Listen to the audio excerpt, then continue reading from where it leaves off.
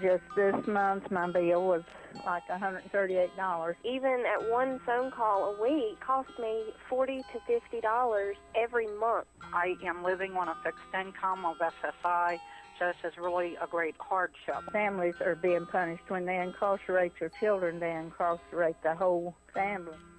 In 2011, the Media Action Grassroots Network, Working Narratives, and Prison Legal News founded the Campaign for Prison Phone Justice, an effort to call on the FCC to address the cost of interstate phone calls. The campaign mobilized prisoners to send hundreds of letters. Advocates and families filled out postcards, met with elected officials, and signed petitions. Partnerships were formed across the political spectrum and with groups in the criminal justice, civil rights, and public interest community. The film distribution company Participant Media and director Ava DuVernay joined the fight through a social action campaign tied to the release of the feature film Middle of Nowhere. In an effort to push the FCC to act, the campaign hosted a historic rally outside of the Federal Communications Commission where for the first time, families of prisoners, elected officials, civil rights and faith leaders came together to call for an end to predatory phone rates. We're all held captive when predatory phone companies gouge our families. My son has been incarcerated now for over 10 years, and my husband estimates that in the time we spent over $25,000 on prison phone calls. My hero's not yours, you probably arrested them. Your schools probably neglected them. They spawn thoughts, you probably infected them. Feed us what you feed us, you can lay us next to them. FBI call it major crimes. Babies making babies cry.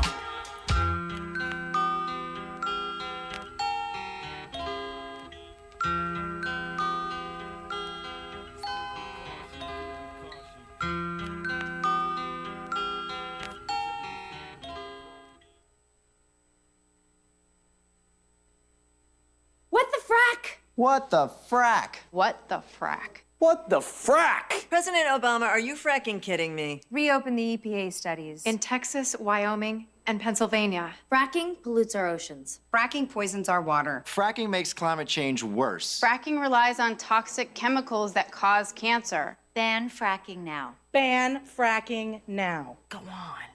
Ban it. Ban fracking now. Please.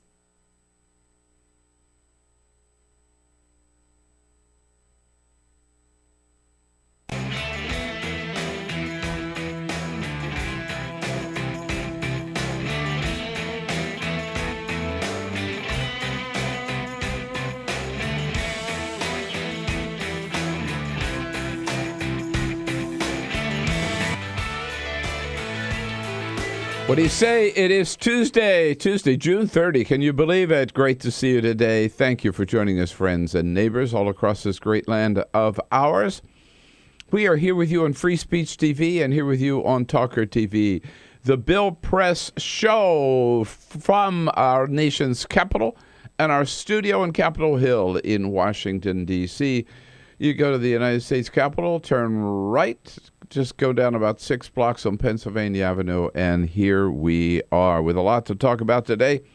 Well, if you thought the Supreme Court was tilting left after last week, forget about it. Wow, yesterday, and I was there. They went back to the right in 2 out of 3 important cases, including one that despite all the problems and embarrassing problems they had down in Oklahoma, with a lethal injection, excruciating pain, and botched executions, the court ruled yesterday 5-4 that lethal injections and the cocktail of drugs being used in Oklahoma does not constitute cruel and unusual punishment. But 2 justices, Justice Breyer and Ginsburg, said that the court didn't go far enough, that they ought to consider for a whole variety of reasons banning the death penalty once and for all. President Obama, meanwhile, at the White House, signed that trade bill yesterday, the TPA. Curiously enough, there were no prominent Democrats there when he signed it. Of course not. They opposed it. Today, the president holds a news conference with the president of Brazil. I'll be down there for that. And NBC has told Donald Trump, "You're fired." They're no longer going to allow him to have anything to do with The Apprentice, nor are they going to broadcast his beauty pageant. But Trump says, they didn't fire me. I quit anyway.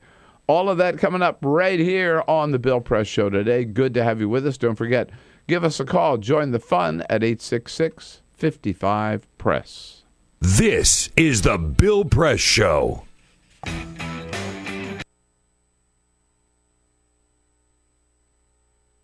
We came here to Foster City, where we're going to watch UC Berkeley, a University of California SWAT team, do a hostage rescue scenario. All personnel will wear the proper protective equipment. This includes all personnel identified as staff and role players, VIPs, and support staff. Face, eyes, throat, and drawing protective is mandatory and should be worn at all times by personnel directly involved in or near the scenario. Always check your mask prior to use to ensure there are no cracks and the mask is in safe working condition. Should I put the water in there now? Yeah, go ahead. This is like some kind of chemical agent? Yeah. Copy, we're ready. I'm gonna get shot. I already know it, dude.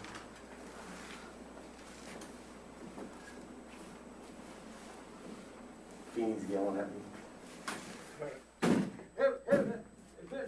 Help me. Your hands. Help me. Your hands. Back away. Gentlemen, we have a chemical. We need to pull our person out. Get these guys out of here. Pull them out. Put your hands on your face. Put your hands on your face. Keep him covered.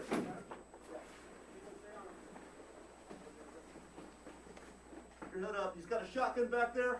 That's all right. Keep his hands up where we can. Hands on your face. Hands on your face. On your face. Someone cover me. I got a holster up, bro. Okay, pull him around the corner. Pick him up. Get him out of the building. Quickly. We've got this. Just get that guy out of there. You, come towards us. Keep your hands on your face. Turn around. Face away from us. Back towards us. Quickly. Back up towards me. Quickly. Pull him out of the room. We're exfilling, Billy? Yes, we are exfilling. It was actually around 92, 94. There was an attack on the chancellor at his residence, which is on campus. And we realized at the time that we didn't have any resources to deal with that kind of threat when it took place. So, and I think about 15 years before, they had some kind of semblance of a SWAT team.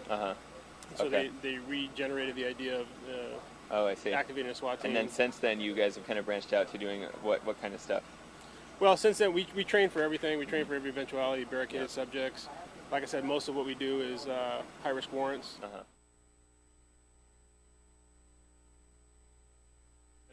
And it's something like it could be like a mugging kind of thing, just like on the street. Depends. Or I mean, like a mugging, but if it's armed, particularly. Right, an armed mugging. Yeah. Right. Exactly. And then obviously we're looking for training for anything else. That we might be faced with. And that's what's great about Urban Shield is, we couldn't duplicate this on our own.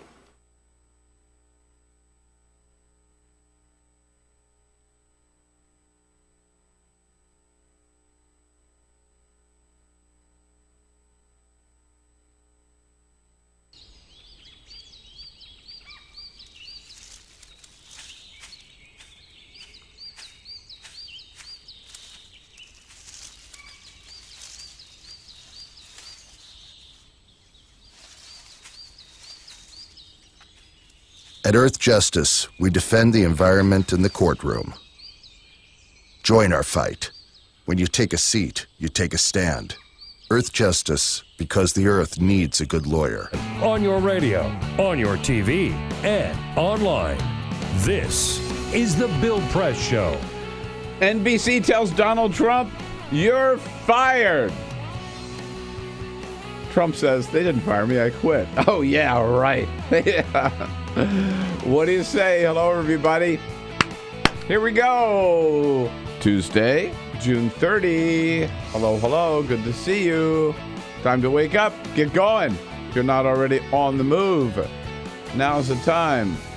With the Bill Press Show starting out, we'll be here for the next 3 hours together, talking about the news of the day and what it all means, whether it's happening on Capitol Hill, whether it's happening down at the White House, whether it's happening at the Supreme Court, where I was yesterday, or around the country or around the globe. Nothing escapes us. We're on top of it all. We'll bring it to you, serve it up on a silver platter, and then give you a chance to tear it up and tell us what you think about it all. Good to see you today. Looking good. Thank you for joining us here on your local progressive talk radio station. And thank you for joining us nationwide as well on Free Speech TV or worldwide on our video stream. TawkrTV, youtube.com/TawkrTV. Now, your ticket to join the fun, no problem at all. You don't need a reservation. Just pick up the phone, give us a call at 866-55-PRESS. You'll see how easy it is. Well, I wouldn't say it's easy. Yeah, you got to get through the screener here. You got to get through Jamie Benson. It's a real hard ass. That's hard ass. But, if you can make that test and get on the air, then good for you. We want to hear from you. And it's easier if you just send your comments on Twitter at BP Show. But then the filter is Peter Ogburn. So That's actually, right. That's not so easy. It's not much easier. Or you can send your comments on Twitter. Twitter at BP Show or Facebook.com/Bill Press Show. With that said, Peter Ogburn and Lisa Murphy. Hello, Bill. Hey, happy Tuesday. Here we go. Tuesday. Yes. Jamie Benson, the aforementioned, ready to take your calls. And the toughest of all is Cyprian Volding. Yeah. Right? Yeah. I'm scared of Cyprian still. Talking about a hard ass. Yeah. No, everybody is because, he gets mad. He turns off the lights and cameras and just walks out. There we are. He's done it before. I know he has, and we were just left in the dark. That's exactly what happens. But it was, I'm telling you, big day at the court yesterday, and a big day for Donald Trump. In fact, NBC said what they said was that his comments about Mexicans and about immigrants were so disgusting, which they were. Yeah, they're terrible. When he said, "Yeah, I'm gonna build that fence along the border because Mexico sends its worst people up here." Yeah. Yeah, he said that Mexico sends all of their rapists and drug dealers and murderers. That's all the people that they send up here. They're the ones that are coming across the border. So NBC said, we don't need that kind of nonsense around here. It was so bad that Conan O'Brien, it even got the attention of Conan O'Brien last night. After Donald Trump's derogatory comments about immigrants, that's right, NBC has officially canceled Celebrity Apprentice. It's amazing. Think about it. Donald Trump isn't even president yet. He's already made America a better place. That's pretty good. Yeah, just amazing with that guy. Look at Fox News this morning. Network hypocrisy. NBC sticks with Brian Williams and dumps Trump. Yeah, Trump was crying about that. Well, of course, because Trump is the favorite of Fox News. He's on that amazing Fox and Friends show at least once a week, so right? Funny. Probably as if the two things are... Yeah, as if the two are related. I'm telling you, right. So, lots going on today. Igor Volsky will be joining us as he does every Tuesday. Arthur Delaney's got the day off. We'll also have reporters in from CNN, National Journal, and The Hill. And, yes, the latest on the Supreme Court from your new Supreme Court reporter, Bill Press. But first... This is the Full Court Press. Just a couple of other stories making news. Now, Bill, last week we found out, there you go, that Bristol Palin is pregnant with her second child. She's pregnant again. Now, it should be noted. With that what was his name? Not Levi Johnston. No, not Levi Johnston. Now, you remember her engagement is broken off with her former fiance, so she's a single woman. Yeah, so she went out and she makes about $300,000 a year giving speeches on abstinence-only education. She preaches oh my God. About how you should stay abstinent until you're married, and that way you don't get pregnant. So, of course, when she made her announcement that she was pregnant, she asked people to please don't give her any lectures on how to live her life.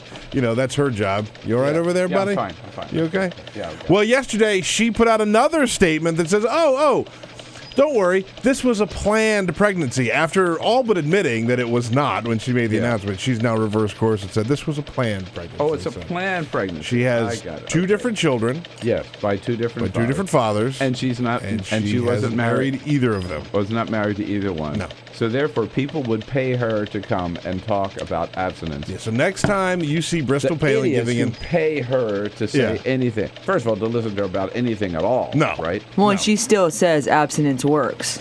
So that's the weirdest thing. I think she's a pretty effective case that it doesn't.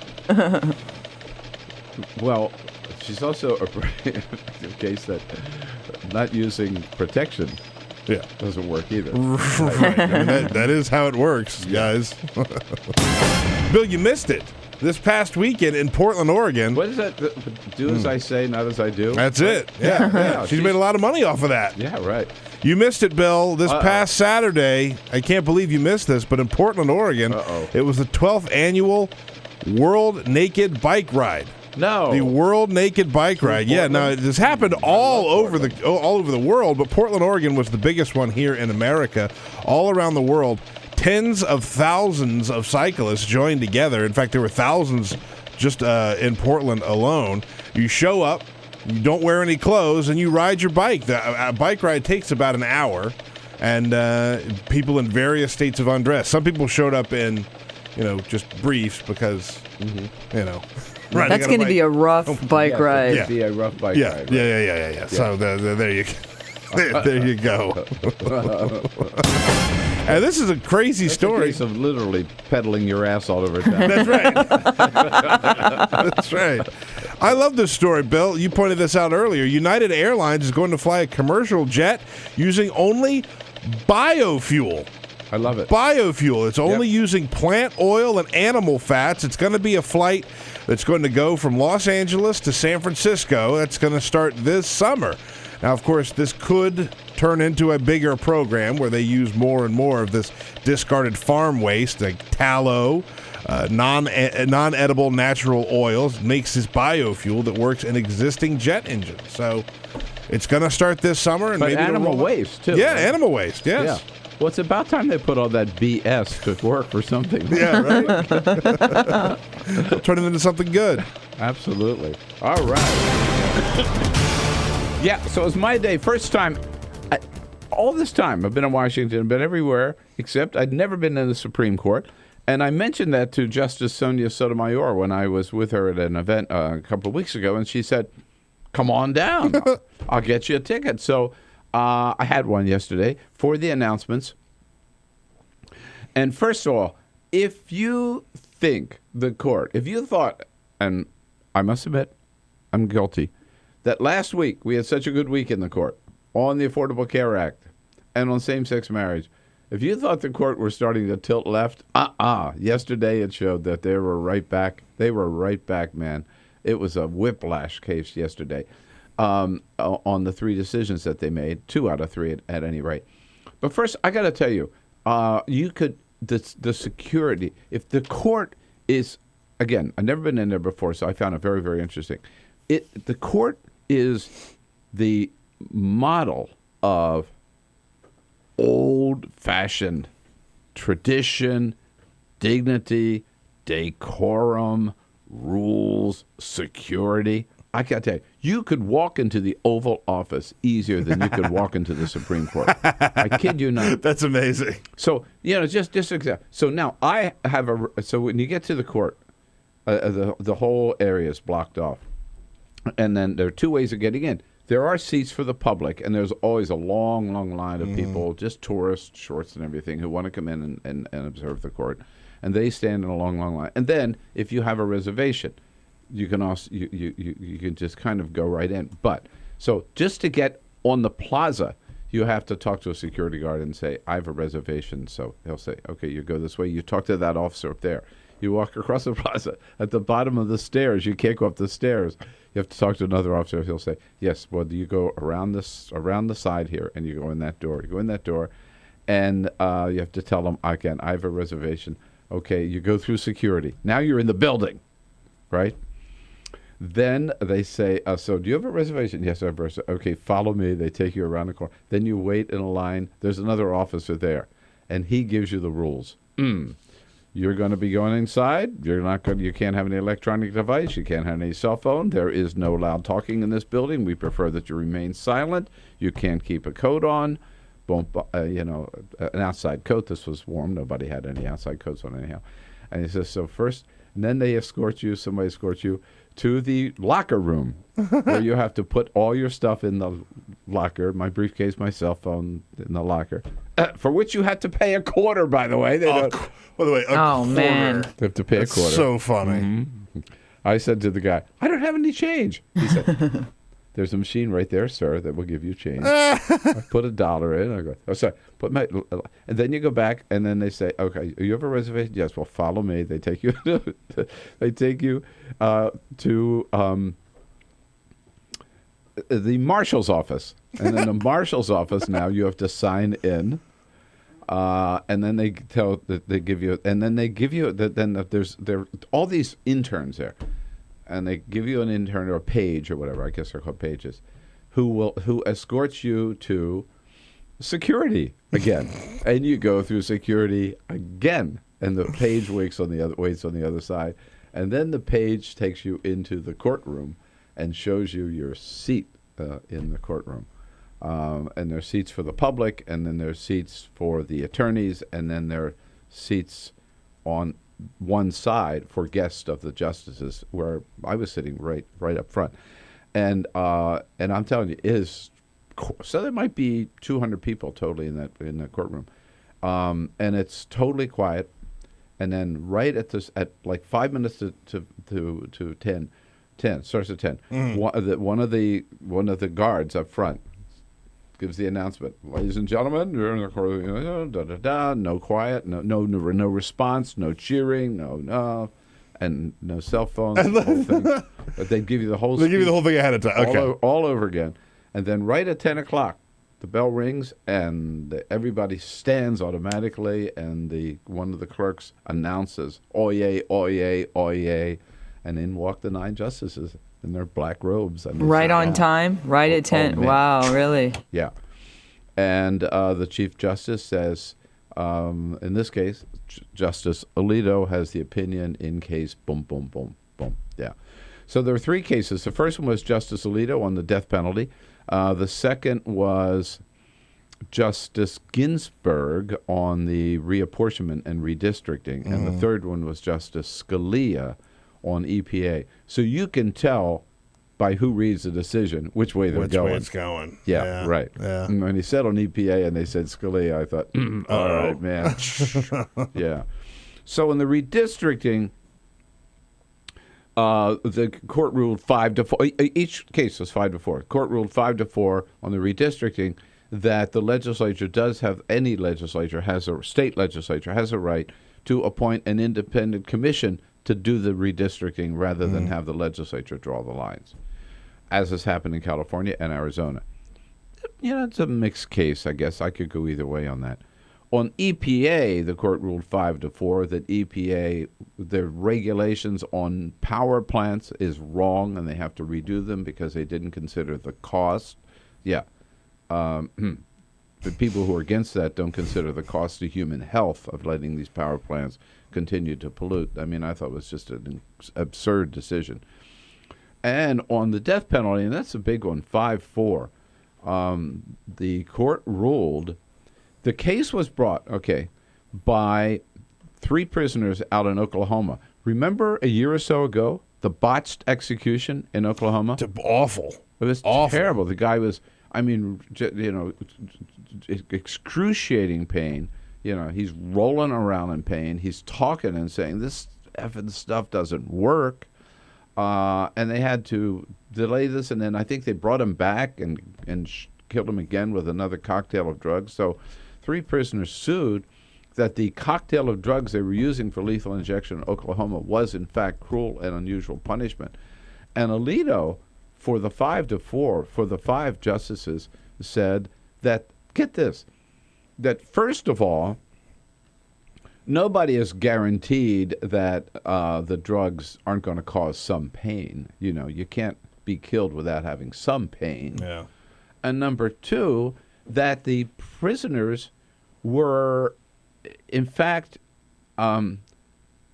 they had no standing to bring this case because they didn't offer an alternative. They didn't suggest 3 other drugs that would have been better.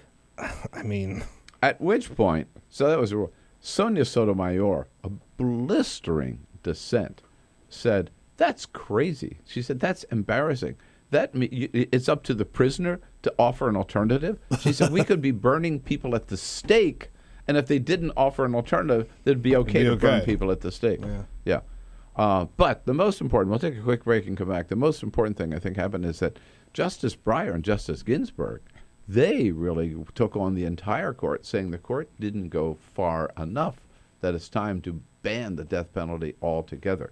866-55-PRESS. You heard the arguments. I'm sure you've seen the news. Let's talk about it here. Is it time? Is the death penalty just seen its day? It's so unevenly applied, we ought to get rid of it. This is the Bill Press Show.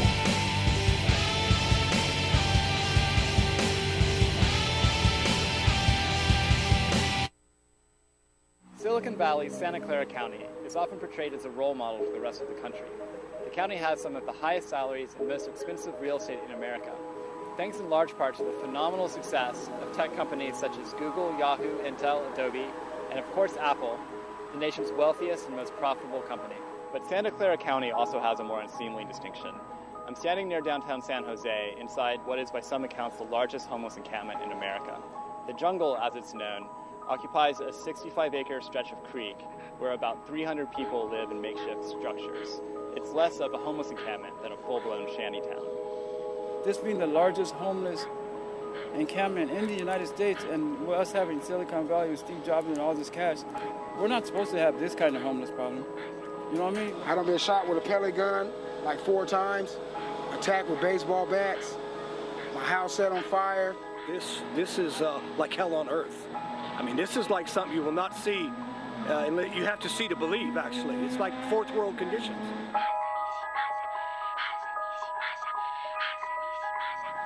Hi, have you ever heard of a place called the Jungle?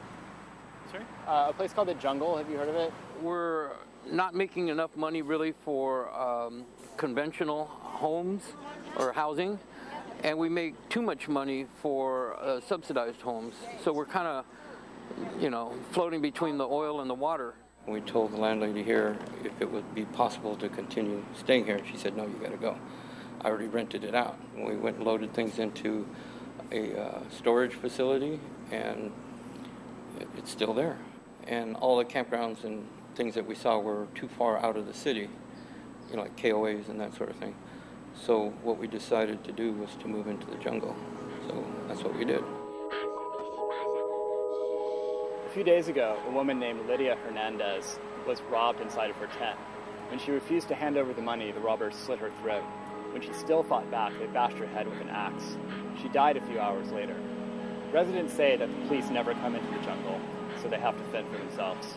There's no law down there except our own, right? There's no law. So we could smoke dope all day in the open. The dope dealers ain't scared because, they're secure. We go to the Fairmont Hotel and have a brunch or do a philanthropy. That's not going to cut it. We need billions of dollars to go into the inner cities and go into the jungle. Silicon Valley, the Bay Area is known for its innovation, its progressive thinking. It's one of the most progressive pockets in the United States, if not the world, and certainly one of the wealthiest. If we can't do it here, it won't happen anywhere. It's got to happen here.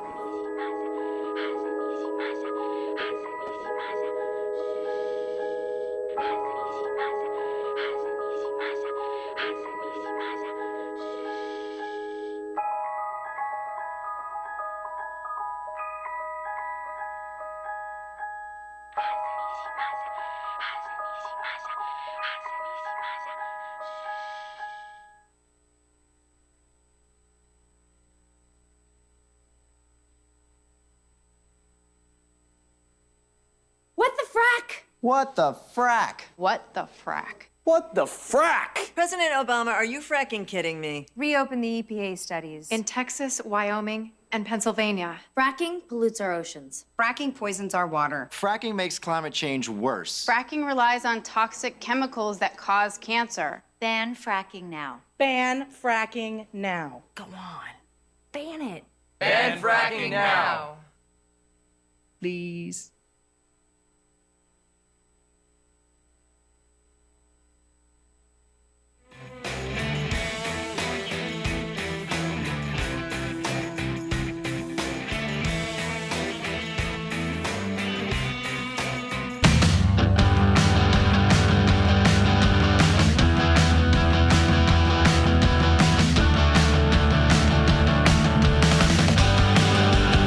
This is the Bill Press Show.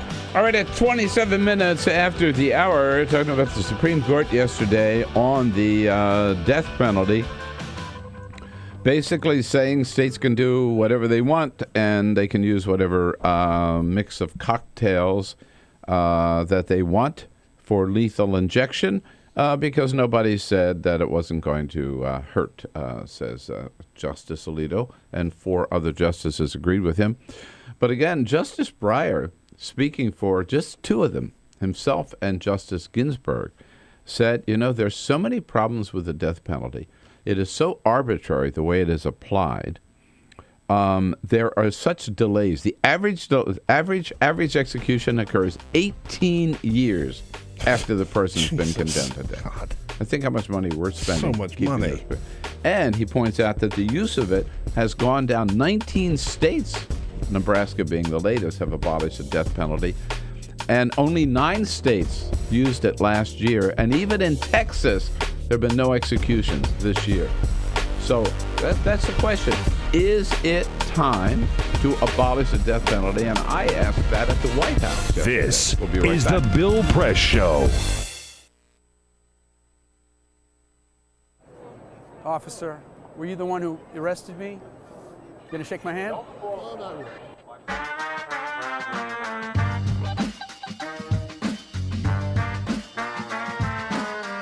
So I got invited to host a vigil called Carry the Names.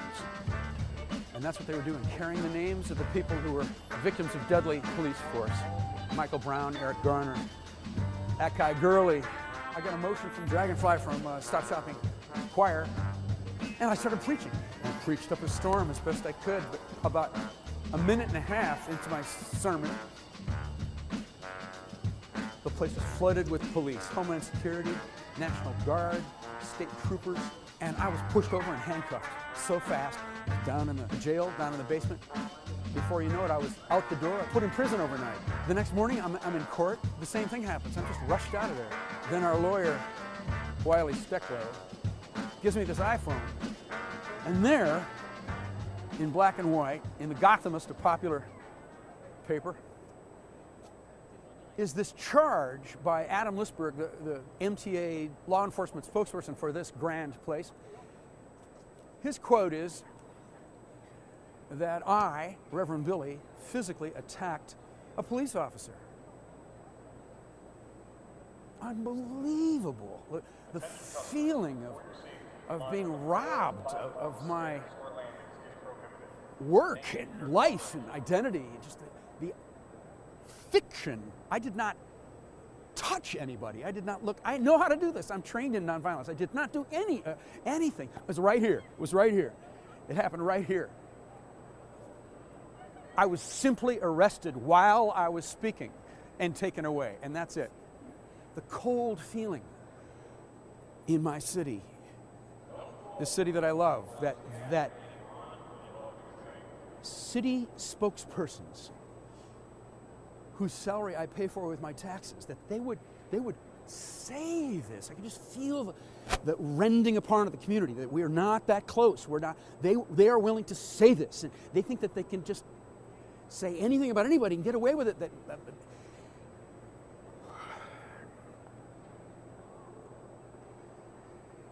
So we have something in the Church of Stop Shopping called radical forgiveness. Amen? Cops and bankers love their children. I forgive the police. We gotta love them too. Cops and bankers love their mothers. But I'll stay radical. Mothers love their brothers. We gotta love them too.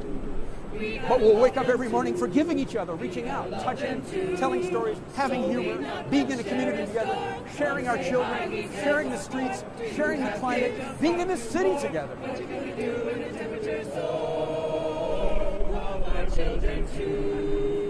forgiving each other, being grateful to each other, helping each other out, living together, living together. I got a daughter just turned 4. What do we do in the superstore? What do we do with the blood and the gore? The water's rising through our door. Love our children too. Love our children too. Amen. Earth-alleluia.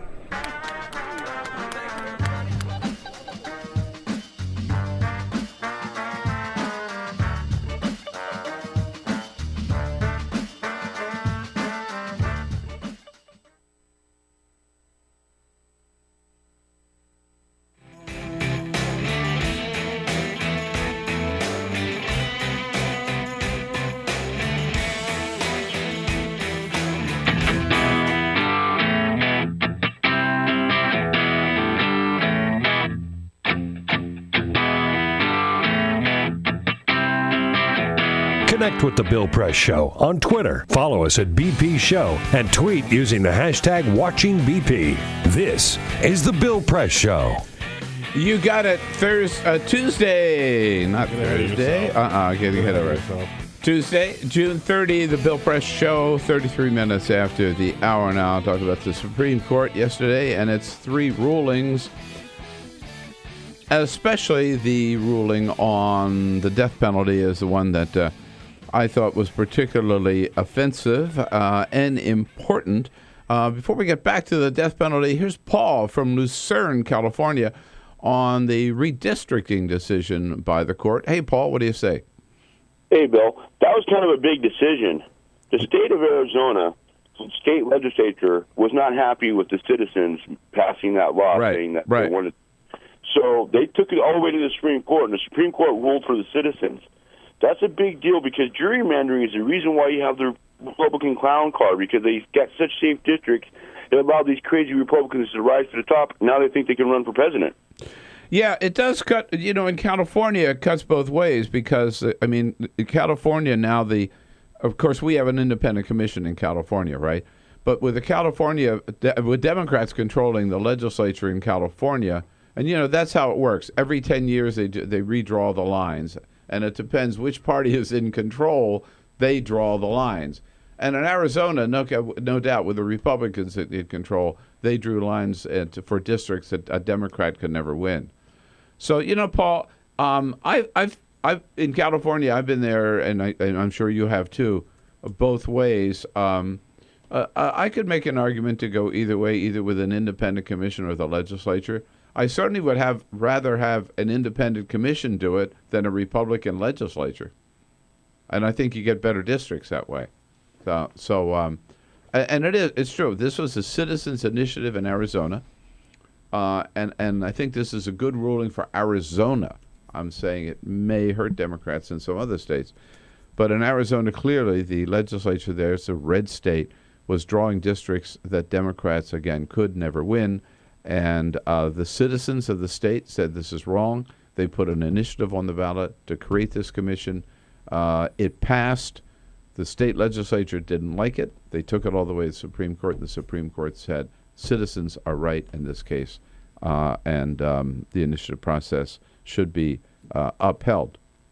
Back to the death penalty for a second. So hearing Justice Breyer again making such strong arguments, he actually came down and said that we know that this court has ruled that the death penalty is constitutional.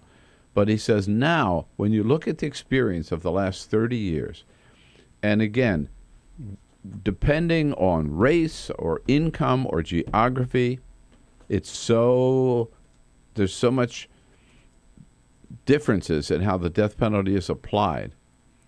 and disparity across the nation, and looking at the delays, and looking at the fact that its use is declining, Breyer said, we believe, he's talking for himself and Justice Ginsburg, that the death penalty now violates the Constitution. He actually said that violates the Constitution, and we should go all the way and consider that question, not whether or not this one little cocktail of drugs. So he said, you're just not looking at the big picture. So I decided, let's find out how the president feels about that at the briefing yesterday. Bill Press. One other Supreme Court decision we haven't talked about yet is the one on the death penalty. While upholding the lethal injection cocktail, the court did, Justice Breyer and Justice Ginsburg issued a pretty blistering dissent saying the court had not gone far enough, that now it's clear, as it may not have been 30 years ago, that the death penalty violates the Constitution of the United States and should be abolished. Does the president agree? If not, what's his position on the death penalty? Yes. Okay. Let's hear Josh. Well, Bill, this is obviously something that the president's spoken about a couple of times, and I can get you some other examples of where the president has talked about this publicly. But the president's principal concern over the years has been with the way that the death penalty has been implemented, and that there are documented cases where there are some biases and some flaws, frankly, in the criminal justice system as the death penalty was applied. And the president does have significant concerns about that, and those are concerns that he's expressed previously. Okay, so he's got some concerns about how it's applied. He doesn't answer the question about whether or not it's time to consider abolishing it, so I decided, got to follow up. That was Justice Breyer's chief argument, one of them, that there's such a disparity that people, in terms of race, in terms of income, in terms of geography, and who gets a death penalty and who doesn't, that it's really time to reconsider its constitutionality. Would the president go that far? It's time to take another look at it? And Josh says? I don't think the president has gone quite that far at this point. But the president more generally has talked about his genuine interest in trying to pursue some reforms of our criminal justice system. And he's heartened by the fact that there is some interest on the other side of the aisle in those issues as well. And so I would anticipate that criminal justice reform is something that we'll have the opportunity to talk about over the course of the next several months at least. And I wouldn't be surprised if this particular issue comes up in the context of those discussions. In other words, the president's not willing to go as far as Justice Breyer and Justice Ginsburg did. And I thought it was interesting that neither on the court did Sonia Sotomayor or Elena Kagan join those two justices. That dissent was just two of them. Justice Sotomayor's dissent saying this, the way they applied this ruling, that prisoners have to suggest an alternative. That's her. That was all four liberal justices agreed with that point of view, but only two on the need to really reconsider the death penalty and find it unconstitutional and basically abolish it. But I think Breyer and Ginsburg are absolutely right. Not that this court will ever do so, not as long as it's shaped the way it is. Not as long as you've got Scalia and Clarence Thomas and Samuel Alito and Justice Roberts on there and Anthony Kennedy. But I thought his arguments were very, very persuasive, and this has been a position I've held for a long time.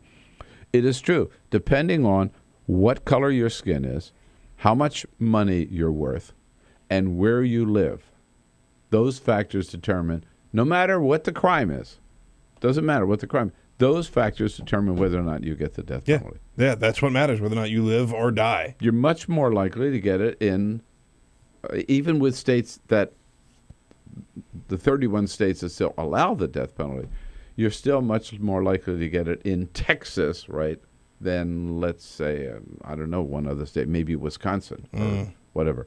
And that's not that. So it's not evenly applied. There's another factor in there. It depends on what attorney you get. Yeah.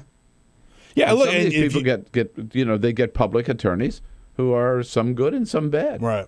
And if you're a rich white person, you can hire a very good attorney because they charge a lot of money. There have been cases of people got the death penalty where their attorney fell asleep in the courtroom. Yeah. Right. So that's one argument. The other is the delay. I mean, think about it. 18 years. That's the average delay, right? So this from sentencing to actually being put to death. So it's just not. It's not working. It's not working.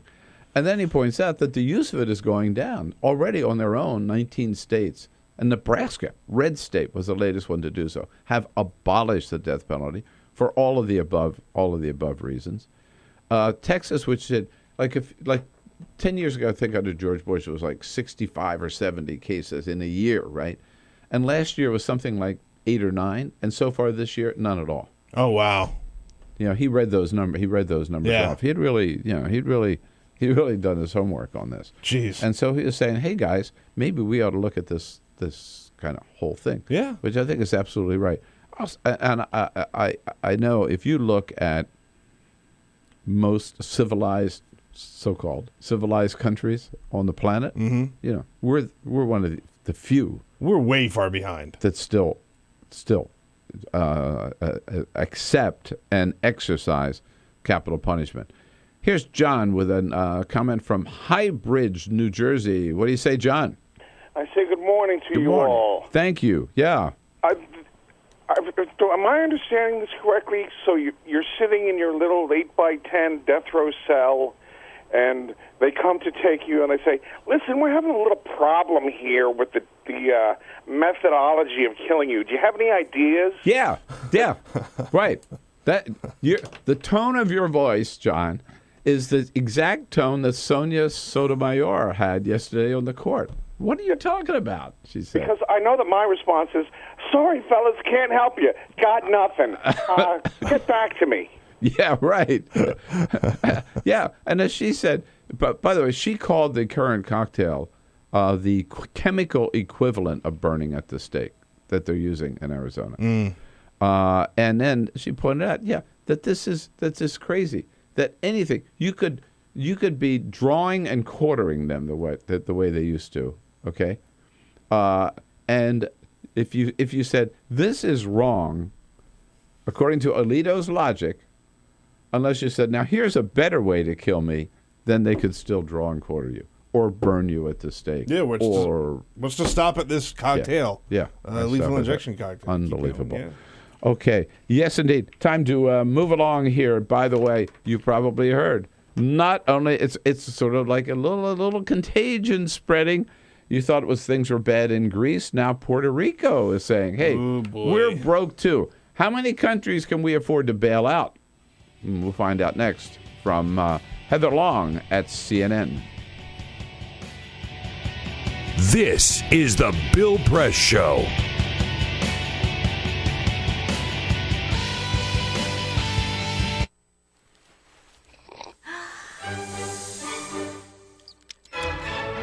When I started learning about nutrition, about which, by the way, much less is known than you might think, I learned that what mattered most about one's health was not necessarily the nutrients, good or bad, that you were consuming or staying away from, or even the calorie counts. But what predicted a healthy diet more than anything else is the fact that it was being cooked by a human being and not a corporation.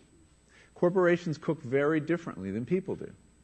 They use vast amounts of salt, fat, and sugar, much more than you would ever use in your own cooking. And the reason they do that is those are 3 incredibly attractive and incredibly cheap ingredients. And when they're layered properly, as in a chip or pastries and forms of junk food, they're incredibly addictive. They really press our buttons. They activate our dopamine network, our cravings.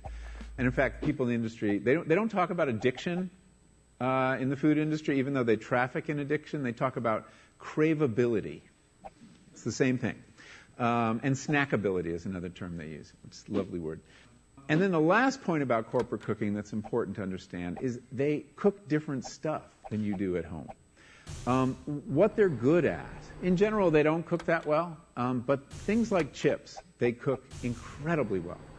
And here's a classic food that if you make it yourself, if you've ever made French fries, you have to wash the potatoes, you have to peel the potatoes, you have to slice the potatoes, you have to fry them in a lot of oil, you have to spatter your entire stovetop, you have to clean up, and then you have this pot of oil you have to get rid of.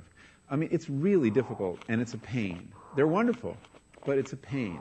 And if you make them yourself, you'll only eat them every 6 weeks, 2 months, because it's too much work. But when you let corporations cook for you, it's so simple and so inexpensive, and they're really good, that you will have them twice a day, as many people in America do. So you see the kinds of foods you end up with are these labor-intensive foods and desserts. These special occasion foods become everyday foods when we let industry cook for us. Eat anything you want, just cook it yourself.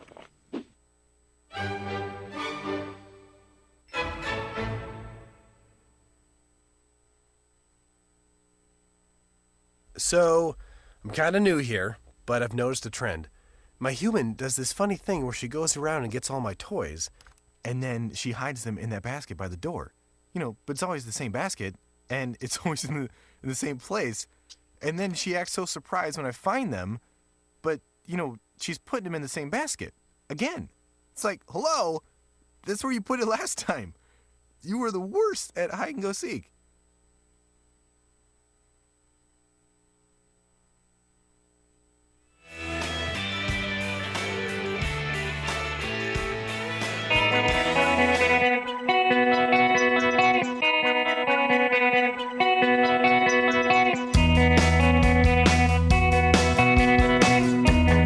On your radio, on TV, and online. This is The Bill Press Show. 12 minutes now before the top of the hour. Yes, indeed, they've closed the banks in Greece. The EU is struggling with the Prime Minister of Greece to come up with a solution to keep that country afloat. And meanwhile, closer to our shores, Puerto Rico yesterday saying bluntly, the governor of Puerto Rico, hey, we can't pay our bills. Got $73 billion in debt, and we're just not going to be able to pay. Heather Long covers these issues for CNN Money's Markets and Economy, the editor, their Markets and Economy editor, joining us on our news line this morning. Hey, Heather, good to have you with us. Hey, good morning. Lots to talk about in the economy. Boy, I'll say, I want to start closer to our shores with Puerto Rico because I was at the briefing yesterday, and reporters asked Josh Earnest about it, and he said, well, nobody's thinking about bailing out Puerto Rico. It's sort of like the message to Puerto Rico, drop dead, right? Yeah, it was great. The governor of Puerto Rico actually made a statement over the weekend where he called it a death spiral happening on the island. So that certainly gives some context to what's going on there.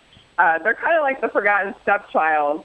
What Puerto Rico really wants to do, last night the governor made a speech, and he said he would really like to declare bankruptcy, much like what Detroit did. Give us the opportunity to declare bankruptcy. But the problem is they have this weird status as this island commonwealth. Yes. Part of the United States, but they're not official state, and they're certainly not a city. So at the moment, only cities and towns and municipalities can declare bankruptcy like what Detroit did.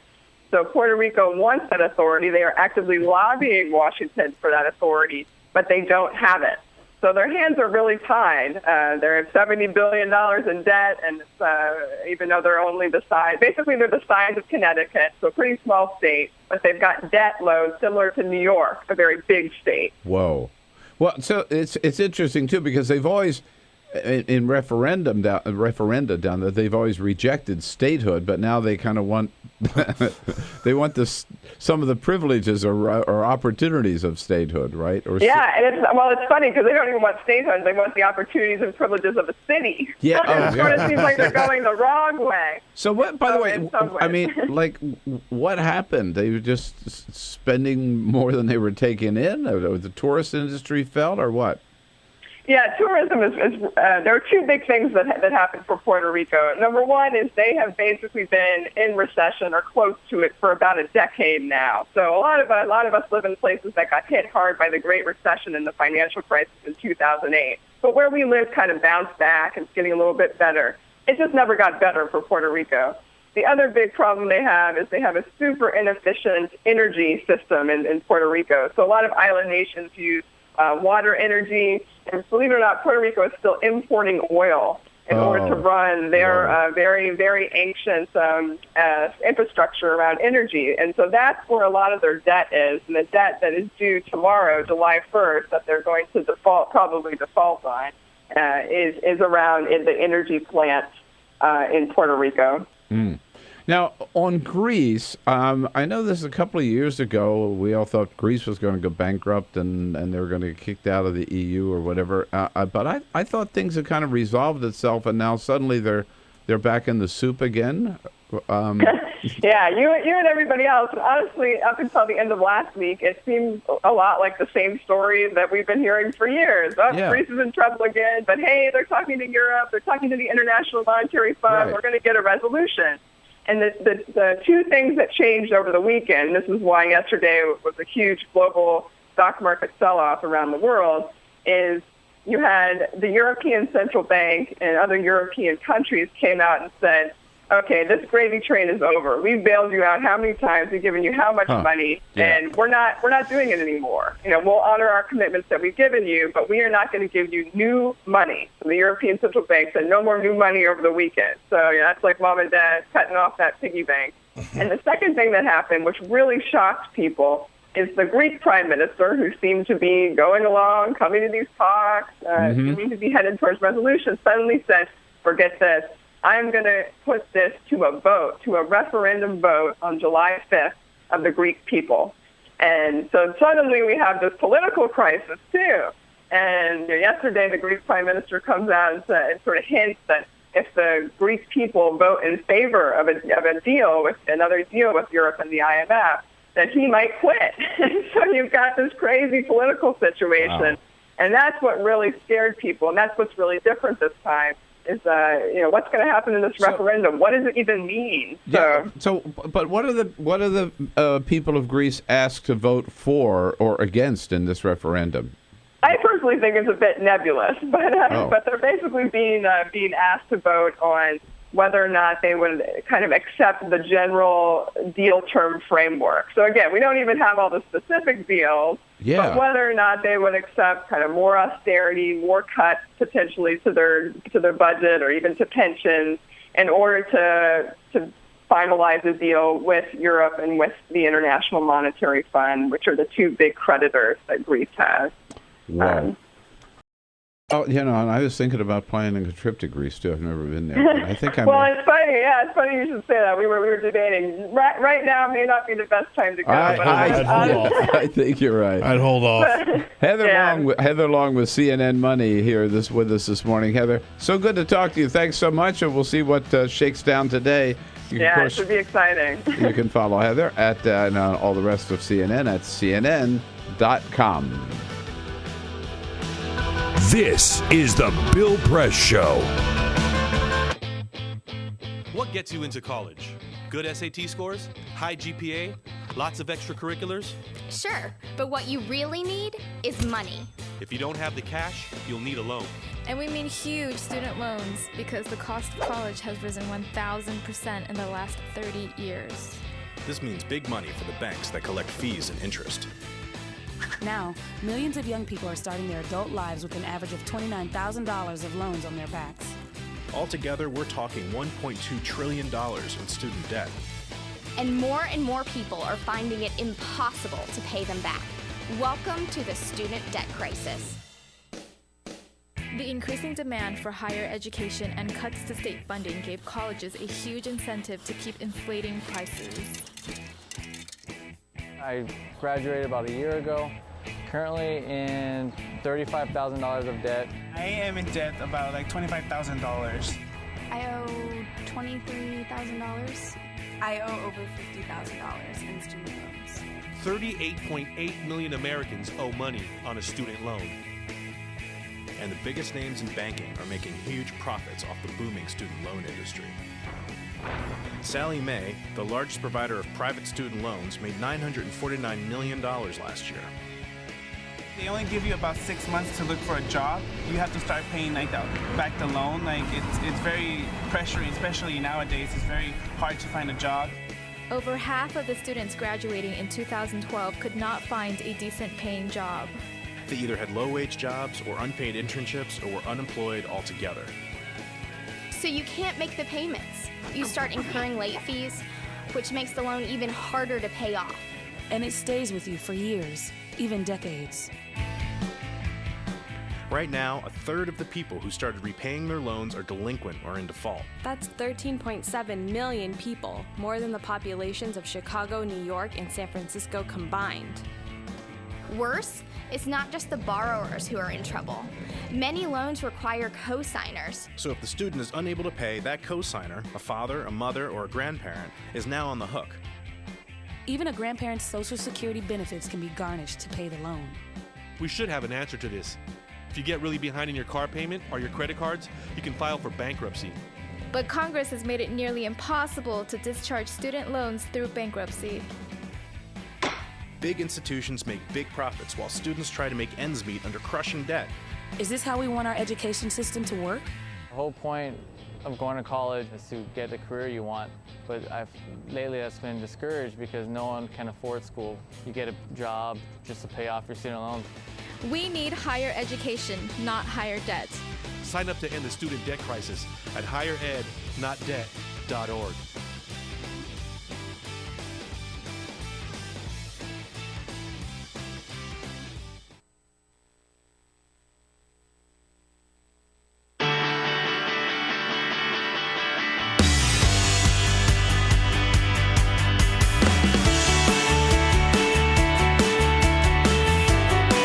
This is the Bill Press Show. All right, it's a Tuesday, so of course, Igor Volsky from Think Progress will be here at the top of the next hour. You know, this weekend is the 4th of July. Yes. It's coming up. It's right around the corner. Bless America. Here in Washington, D.C., we have a really big celebration, a Capitol 4th. It's going to be taking place on Saturday night, and we found out who the MC, the host, is going to be. It's going to be Bradley Whitford, the actor who you'll know as Josh Lyman from The West Wing, among many other things. Performers are going to be Barry Manilow, the band Alabama, Casey and the Sunshine Band, and the National Symphony Orchestra.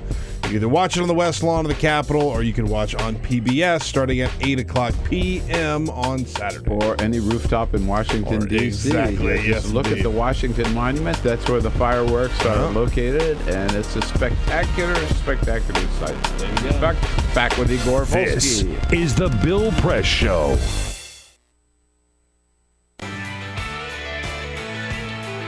What do you say? It is Tuesday, June 30. Can you believe it? Great to see you today. Thank you for joining us, friends and neighbors all across this great land of ours. We are here with you on Free Speech TV and here with you on TawkrTV. The Bill Press Show from our nation's capital and our studio in Capitol Hill in Washington, D.C. You go to the United States Capitol, turn right, just go down about 6 blocks on Pennsylvania Avenue, and here we are with a lot to talk about today.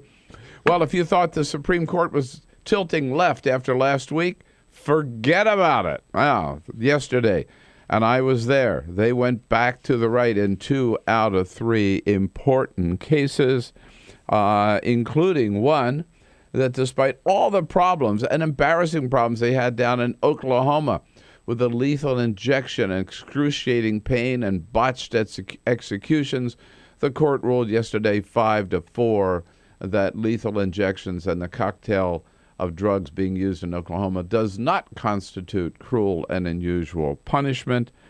But 2 justices, Justice Breyer and Ginsburg, said that the court didn't go far enough, that they ought to consider for a whole variety of reasons banning the death penalty once and for all. President Obama, meanwhile, at the White House, signed that trade bill yesterday, the TPA. Curiously enough, there were no prominent Democrats there when he signed it. Of course not. They opposed it. Today, the president holds a news conference with the president of Brazil. I'll be down there for that. And NBC has told Donald Trump, "You're fired." They're no longer going to allow him to have anything to do with The Apprentice, nor are they going to broadcast his beauty pageant. But Trump says, they didn't fire me. I quit anyway. All of that coming up right here on the Bill Press Show today. Good to have you with us. Don't forget, give us a call. Join the fun at 866-55-PRESS. This is the Bill Press Show.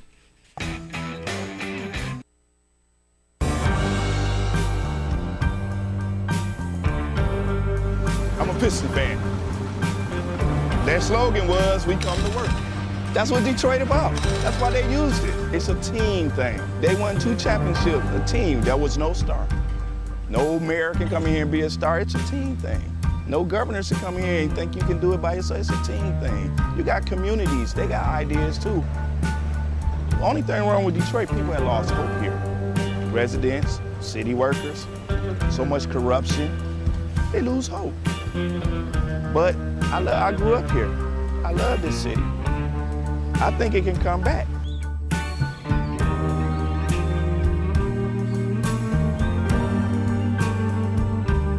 I've been working for the city 24 and a half years. Within the last 10 years, we've took 4 pay cuts, and then an additional 10% wage cut.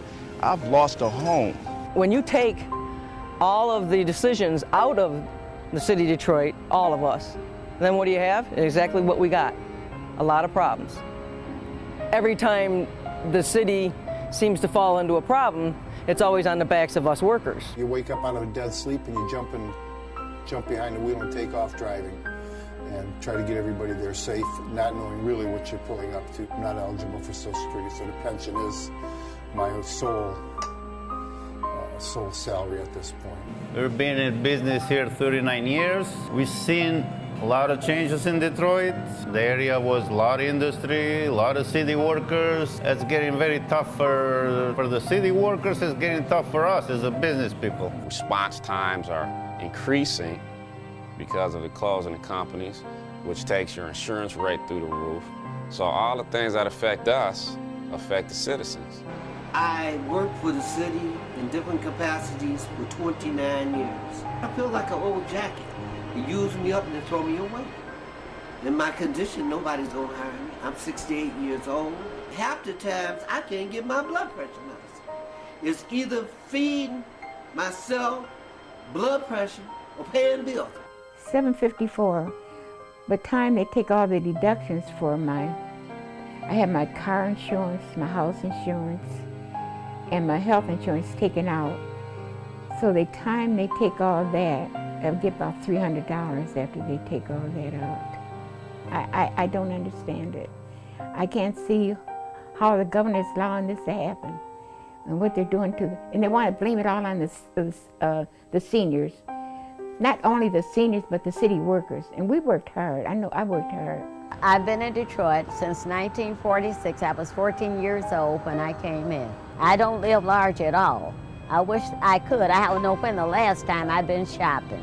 I only get $1,100, and I'm 81 years old, and I need every penny that I can get and that I do get. And I'm very, very upset about the idea of them taking away my pensions that I worked 30 years for. I think it's terrible that they talk about Detroit like they do, because Detroit has been very good to me. I have a lot of city workers coming in with their uniforms on, Detroit Water Department, Police Department, Fire Department. I get a lot of people, the Border Patrol come in. So if I lose that customer base, I'm going to be in a position where I might have to close down. If they take away their pensions, if they start cutting jobs, it's going to cut into a large percentage of not only our business, but other businesses that are in the city of Detroit. We're here. We've been here for 26 years. We're still trying to do business in the city. Detroiters are survivors. They tough. They adapt. But only can do so much when your politicians are ahead of you and we're not on the same team. We're not going to let Detroit be erased, bulldozed to where. We're going to fight to the bitter end. Detroit going to survive.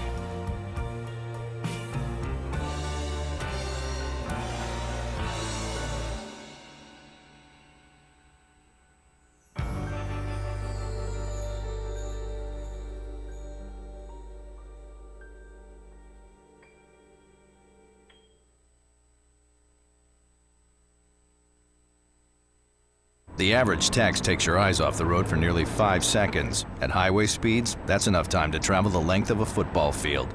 Stop the texts, stop the wrecks.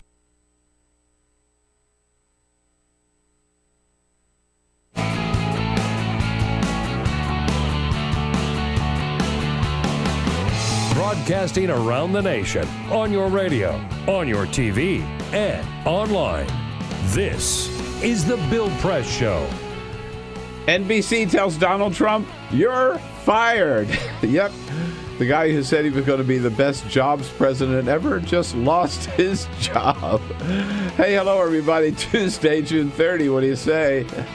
Oh, this politics is such fun. It's the Bill Press Show. It's so good to see you as we boom out to you live from Washington, D.C., to your home, your car, your place of work, just wherever you happen to be this morning. It's good to have you with us and good to see you today on your local progressive talk radio station.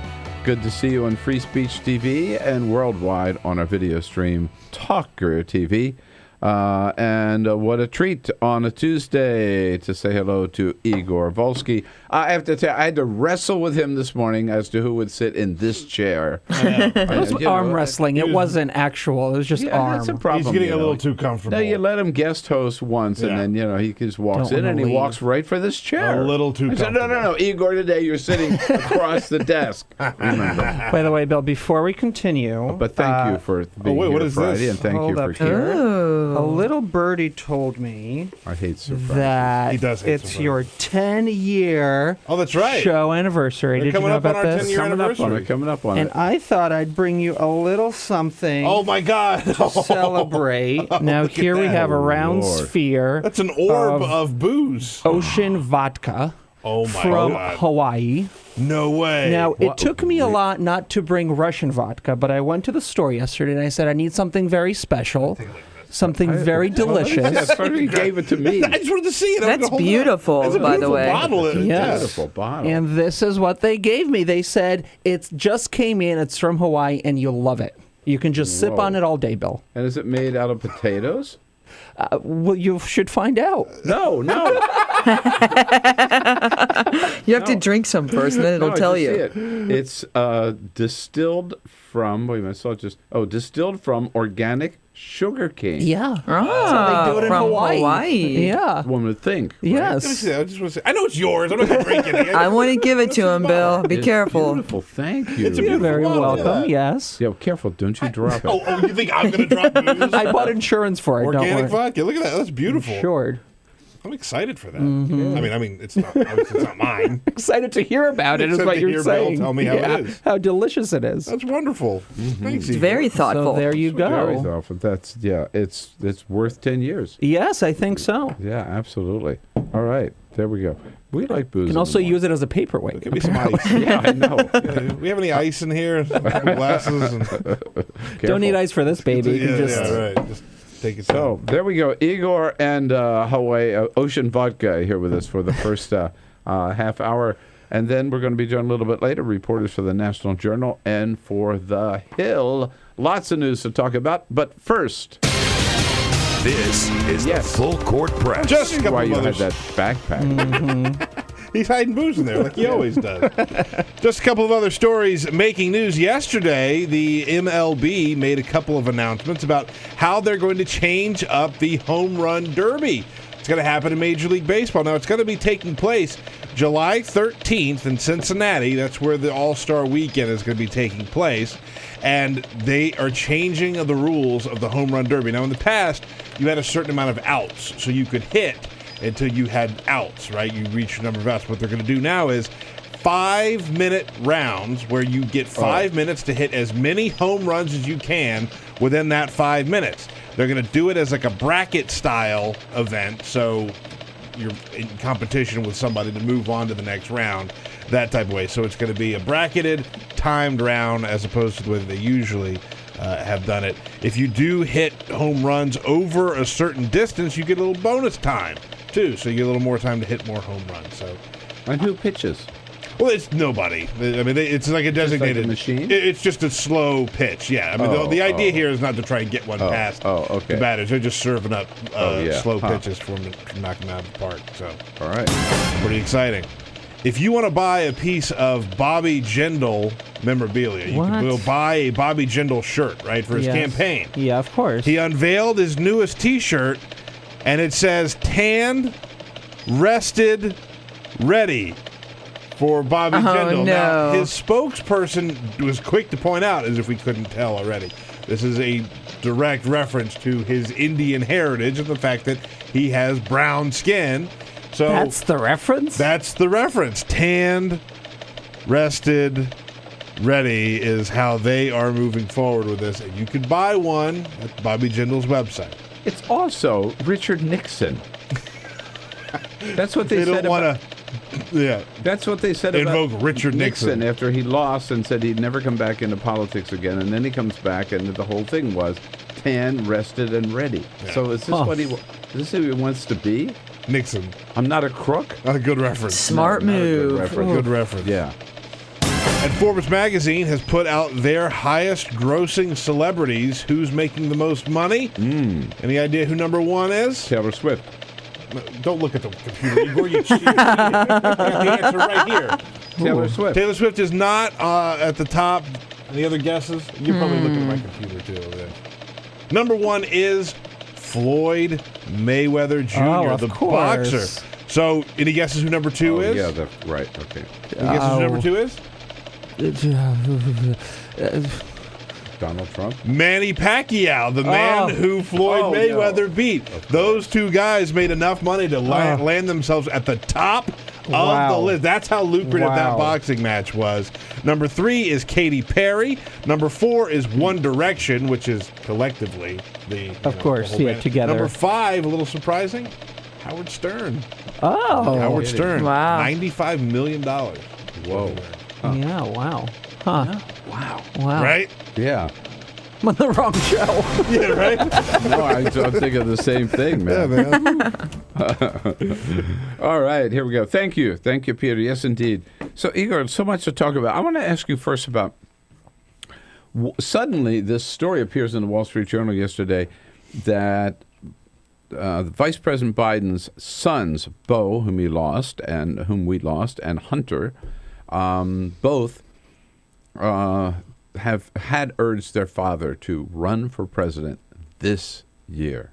Now, yes. Where did this come from, and was this planted by the Biden campaign? I don't think so. There's been multiple reports actually about this, and it's certainly conceivable. I love the idea, by the way. Conceivable that this would happen. It's certainly not far-fetched. Biden has said he'll make a decision by August whether or not he's going to run. And I think after losing a son, I think it's a harder mode to get into. I don't think campaigning is necessarily the best way to get over that. I think he knows that. And I think he also knows that the Hillary machine is going to be hard to beat. And so the question for Biden is, while his heart might be in it, his head, I think, is telling him, do I want to make a third run for the presidency and lose yet again? And do I want that to be my legacy? But, in this town, when leaks happen, they usually happen for a purpose, right? I mean, this to me has all the signs of a leak by the Biden operation to kind of get the buzz going. I suppose, but it's certainly... Otherwise, where would it have come from? I don't think it's a buzz. I think it's more of a hum kind of rumor. Yeah. I think a lot of people would say, well, this is certainly in some ways heartbreaking. But I don't think it really primes him to make a run. I don't think we would want someone to run for president be motivated by the fact that their dying son told them to do so. At the same time, the fact is, we are now talking about it, and if you look at all the websites this morning, everybody... So suddenly Biden's in the conversation again. He is. Which he hasn't been for a couple of months, other than a column that I wrote saying, why not Joe? Yeah. Maybe. Yeah. But for the most part, he has not been a part of the conversation. I'll tell you my theory, which is the better Bernie Sanders does, and he's doing very well, the better Bernie does, the more likely Joe is to run. Oh. You heard it here first. Heard it here first. Yeah. Wow. Yeah. I think Bernie Sanders could end up being John the Baptist for Jesus Biden. But Jesus Biden hasn't made any moves yet, right? Am I correct? He hasn't hired any people, hasn't formed any kind of staff. No, not at all. Certainly no outward indications that he's planning on making a serious bid. Now, President Obama today, a big announcement about overtime. Another executive order? Another executive action to get around Congress's inability to raise the minimum wage. As you know, the president has been calling for an increase to $10. Democrats have been calling for $15 an hour. They're refusing to do so. And so the president is directing the Department of Labor to change the rules governing overtime pay for salaried workers. Now, right now, salaried workers who... federal employees or... These are salaried workers. Guidelines employers will have to follow when deciding whether or not you qualify for overtime pay. Yeah, so these are all employers in the country, not just the federal workers. Right now, the cap stands at $23,660.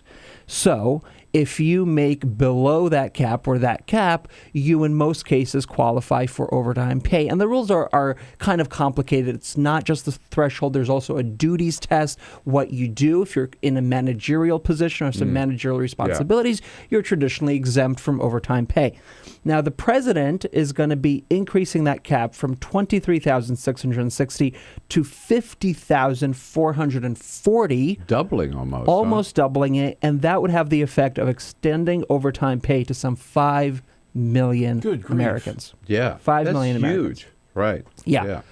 And it's not yet finalized. It's going to be rolled out in 2016. He's going to talk about it today, formally announce it on Thursday, and then there's going to be a period of comment for everyone to kind of weigh in, and then the regulations will go into effect after that. Yeah. So he's already raised the minimum wage for all federal contract employees, right? Mm-hmm. And this is another step, which again the president's taken unilaterally, which in many areas the only way to get anything done these days is for him to do it by executive order. And they've been talking a lot. You remember back to the 2012 campaign about building the middle class, building the country from the middle out. Yeah. And this certainly fits into that broader effort of saying, hey, if Congress is going to stand in my way, I'm going to do what I can to shore up lower and middle class incomes. Big announcement coming today. The president also some good news on the public approval front. Huh? Yes, the president's numbers are above 50%. For the first time in 2 years. You look at issues from economy to handling of race relations, and he's at 55% of Americans saying he's doing a good job. And this, of course, comes after a very good week for the president. The Supreme Court upholding Obamacare, marriage equality is the law of the land. Certainly the way he handled the Charleston Memorial, he got a lot of points for that, particularly, I assume, in the race relations category. And so here he is kind of not necessarily closing out his presidency, but moving towards the end with approval ratings that I think a lot of leaders would want. And he, in the Mark Maron interview that he gave just 2 weeks ago now, it aired, he talked about at this point in his presidency feeling so comfortable and feeling so sure that he's kind of fearless as a leader and that he is now doing things that he wouldn't have done 2 or 3 years ago. And certainly part of that is delivering the kind of eulogy that he did this past Friday. Right. Now, you were here Friday morning, and you were able to talk about the Supreme Court decision on the Affordable Care Act. Yeah. But it was later Friday, 10 a.m., Washington time, that the Supreme Court ruled on marriage equality. I really want to get your take on that, but let's take a quick break so we don't rush it, and then come back and with Igor Volsky from Think Progress. If you please, director of video and contributing editor for Think Progress. We'll be right back. This is the Bill Press Show.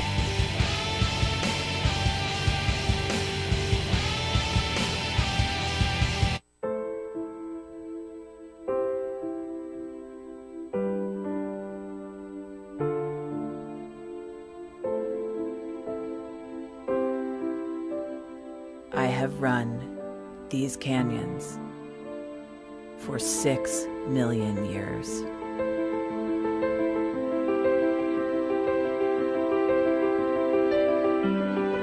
I have traveled from the Rocky Mountains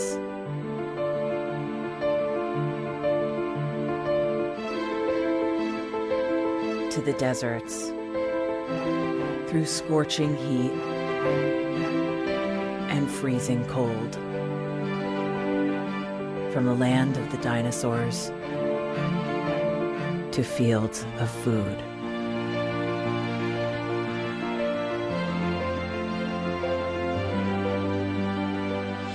I lend my hand to 7 states, 2 countries, 9 national parks, and 36 million people across an arid West.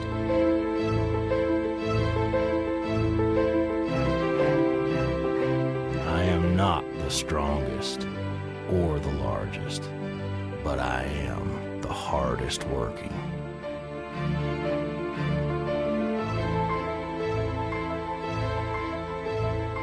People love me. My playfulness, My beauty. my power.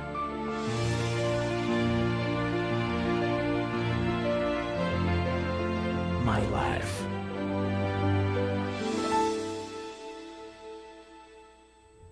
But I don't think I can offer any more.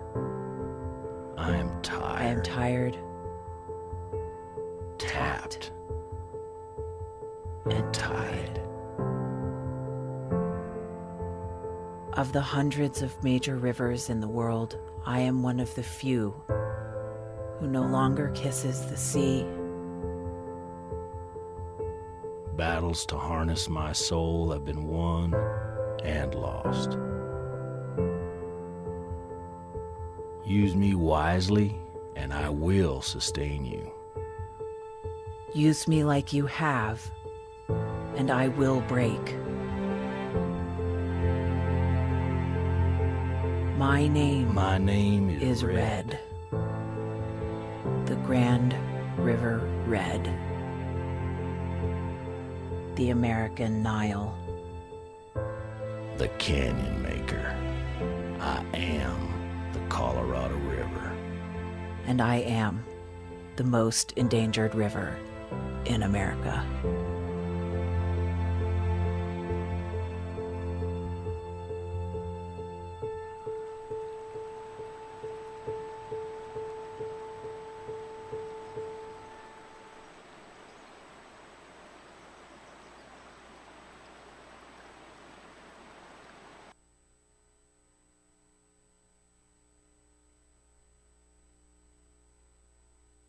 So, I'm kind of new here, but I've noticed a trend. My human does this funny thing where she goes around and gets all my toys, and then she hides them in that basket by the door. You know, but it's always the same basket, and it's always in the same place. And then she acts so surprised when I find them, but, you know, she's putting them in the same basket. Again. It's like, hello? That's where you put it last time. You were the worst at hide and go seek.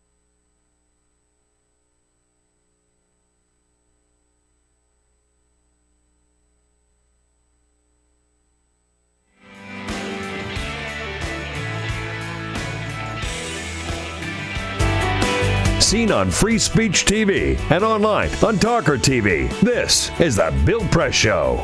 All right, 24 minutes after the hour now, here we are. Igor Volsky is here from Think Progress, and we are lucky that Igor is here today because he's leaving the studio to run right up to New Jersey to his former high school. That's where all New Jerseyans are going to gather today for the big excitement.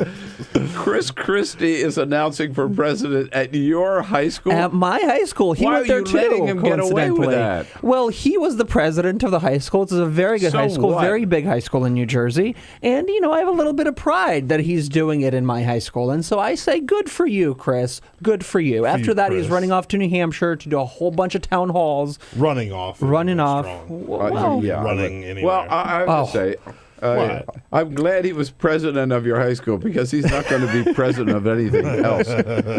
But he put out his obligatory video this morning, pre-announcement video, which they all do, where he talks about growing up in a family of loudmouths, which is why he is one. I get accused a lot of times of being too blunt and too direct and saying what's on my mind just a little bit too loudly. I have an Irish father and I had a Sicilian mother. Now, for those of you hooting, you know what that means, right? My mom was the one who set the rules and set the tone. No suffering in silence. You got a problem? Tell me. She would tell us every time she had a problem, to the point where we were just like, Mom, do we have to hear this? What? And she'd say, yes, I need to get it off my chest now. There will be no deathbed confessions in this family. You're going to hear it now. What? Isn't that weird? Just rambling. I know. What? Weird. Yeah. All right. So I had a loudmouth mom. That's why I'm running for president of the United States. She inspired me. Right? I need to get this off my chest. This is sort of a weird way to place it. Really is very odd. strange. Very strange introduction. It's about as strange as Tan Rested and Ready telling his kids I'm running for president. And they said, oh, Dad. Why? So the significance of this decision Friday on marriage equality. Ooh, that's huge. Huge. And but if we connect it to Chris Christie, he kind of, he vetoed the marriage bill in New Jersey, but he didn't have a huge problem with this decision and isn't pushing for a constitutional amendment like some of the other Republicans. Like some of the others, yeah. I think it's obviously supremely significant. Now you can have marriage in all 50 states. Brian and I are actually getting divorced and marrying in every one of the 50 states to make sure you can do it. Yes. And I think, despite some of the resistance in some parts of the country, Mississippi, Alabama, Louisiana, that they're waiting for certain things to happen before they start issuing licenses, I thought it was extraordinary that there weren't any kind of big protests. There weren't any kind of show of disgust with this decision, and it tells me that for the majority of the country, all 16 people, presidential Republicans, right? Yes, but you didn't see any kind of great effort to resist this. No big demonstrations, nothing, and that just tells you it's where the country is at. Yeah, absolutely, and I think we talked about this yesterday. It's a great opportunity for the Republican Party, if they seize it, to move on. Why haven't they, right? Why have they? Even the top tier, I think, could have been a lot more accepting of this and say, this is settled law, we're moving on, and spoken out against the constitutional amendment that some of their colleagues are offering. And I think the only one who really did that I know of is Lindsey Graham, who said he didn't support the decision, but he said that's a bad idea for the Republican Party to be there. Yes. Yeah. Well, I hope you and Chris Christie have fun today. We will. At your high school. We will. Live Thank you for report coming in. up. Yeah. And thanks again for Ocean Vodka. This is the Bill Press Show.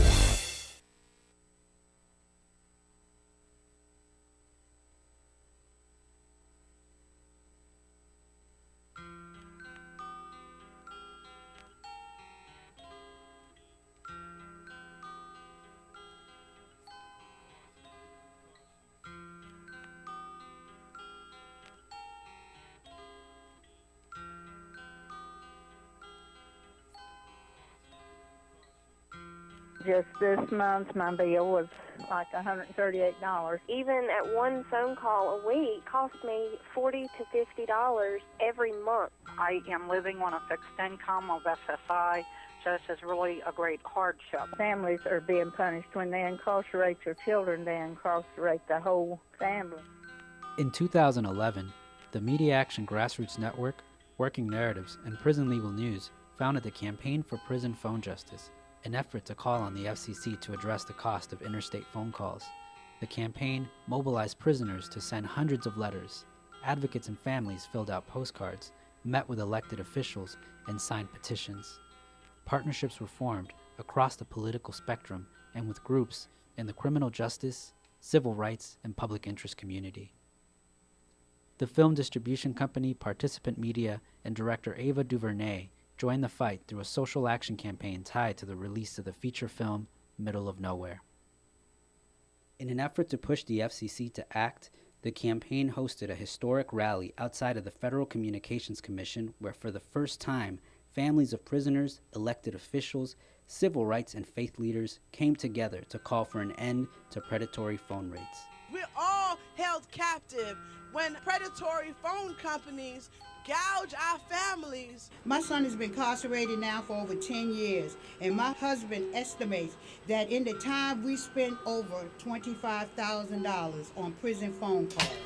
My hero's not yours, you probably arrested them. Your schools probably neglected them. They spawn thoughts, you probably infected them. Feed us what you feed us, you can lay us next to them. FBI call it major crimes. Babies making babies cry.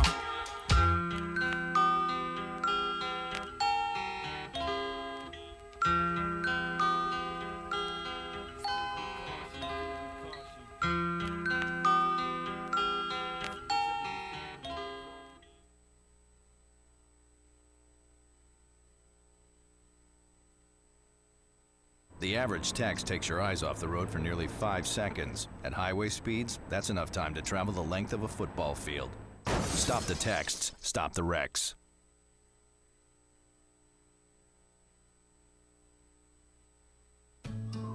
You wouldn't let money just blow out of your house. So when your AC or heater is on, make sure the doors, windows, and fireplace flue are shut tight. If you're headed out, turn down the AC or lower the heat by 10 degrees. And always keep your water heater set at 120. A little bit of common sense goes a long way. Get more great tips at energysaver.gov. So, I'm kind of new here, but I've noticed a trend. My human does this funny thing where she goes around and gets all my toys, and then she hides them in that basket by the door. You know, but it's always the same basket, and it's always in the same place. And then she acts so surprised when I find them, but, you know, she's putting them in the same basket. Again. It's like, hello, that's where you put it last time. You were the worst at hide and go seek.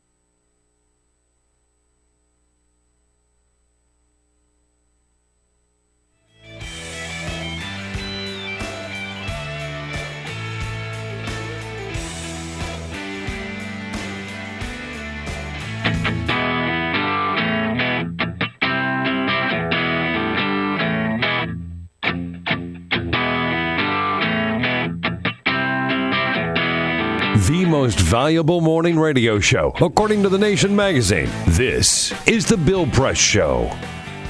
33 minutes after the hour now here, Tuesday, June 30. President Obama's approval rating over 50% for the first time in a couple of years, I believe. So he had a good week last week, and that's reflected in the polls. This is the Bill Press Show. We are here with you nationwide on your local progressive talk radio station, and nationwide also on Free Speech TV, worldwide on our video stream, youtube.com/TawkrTV.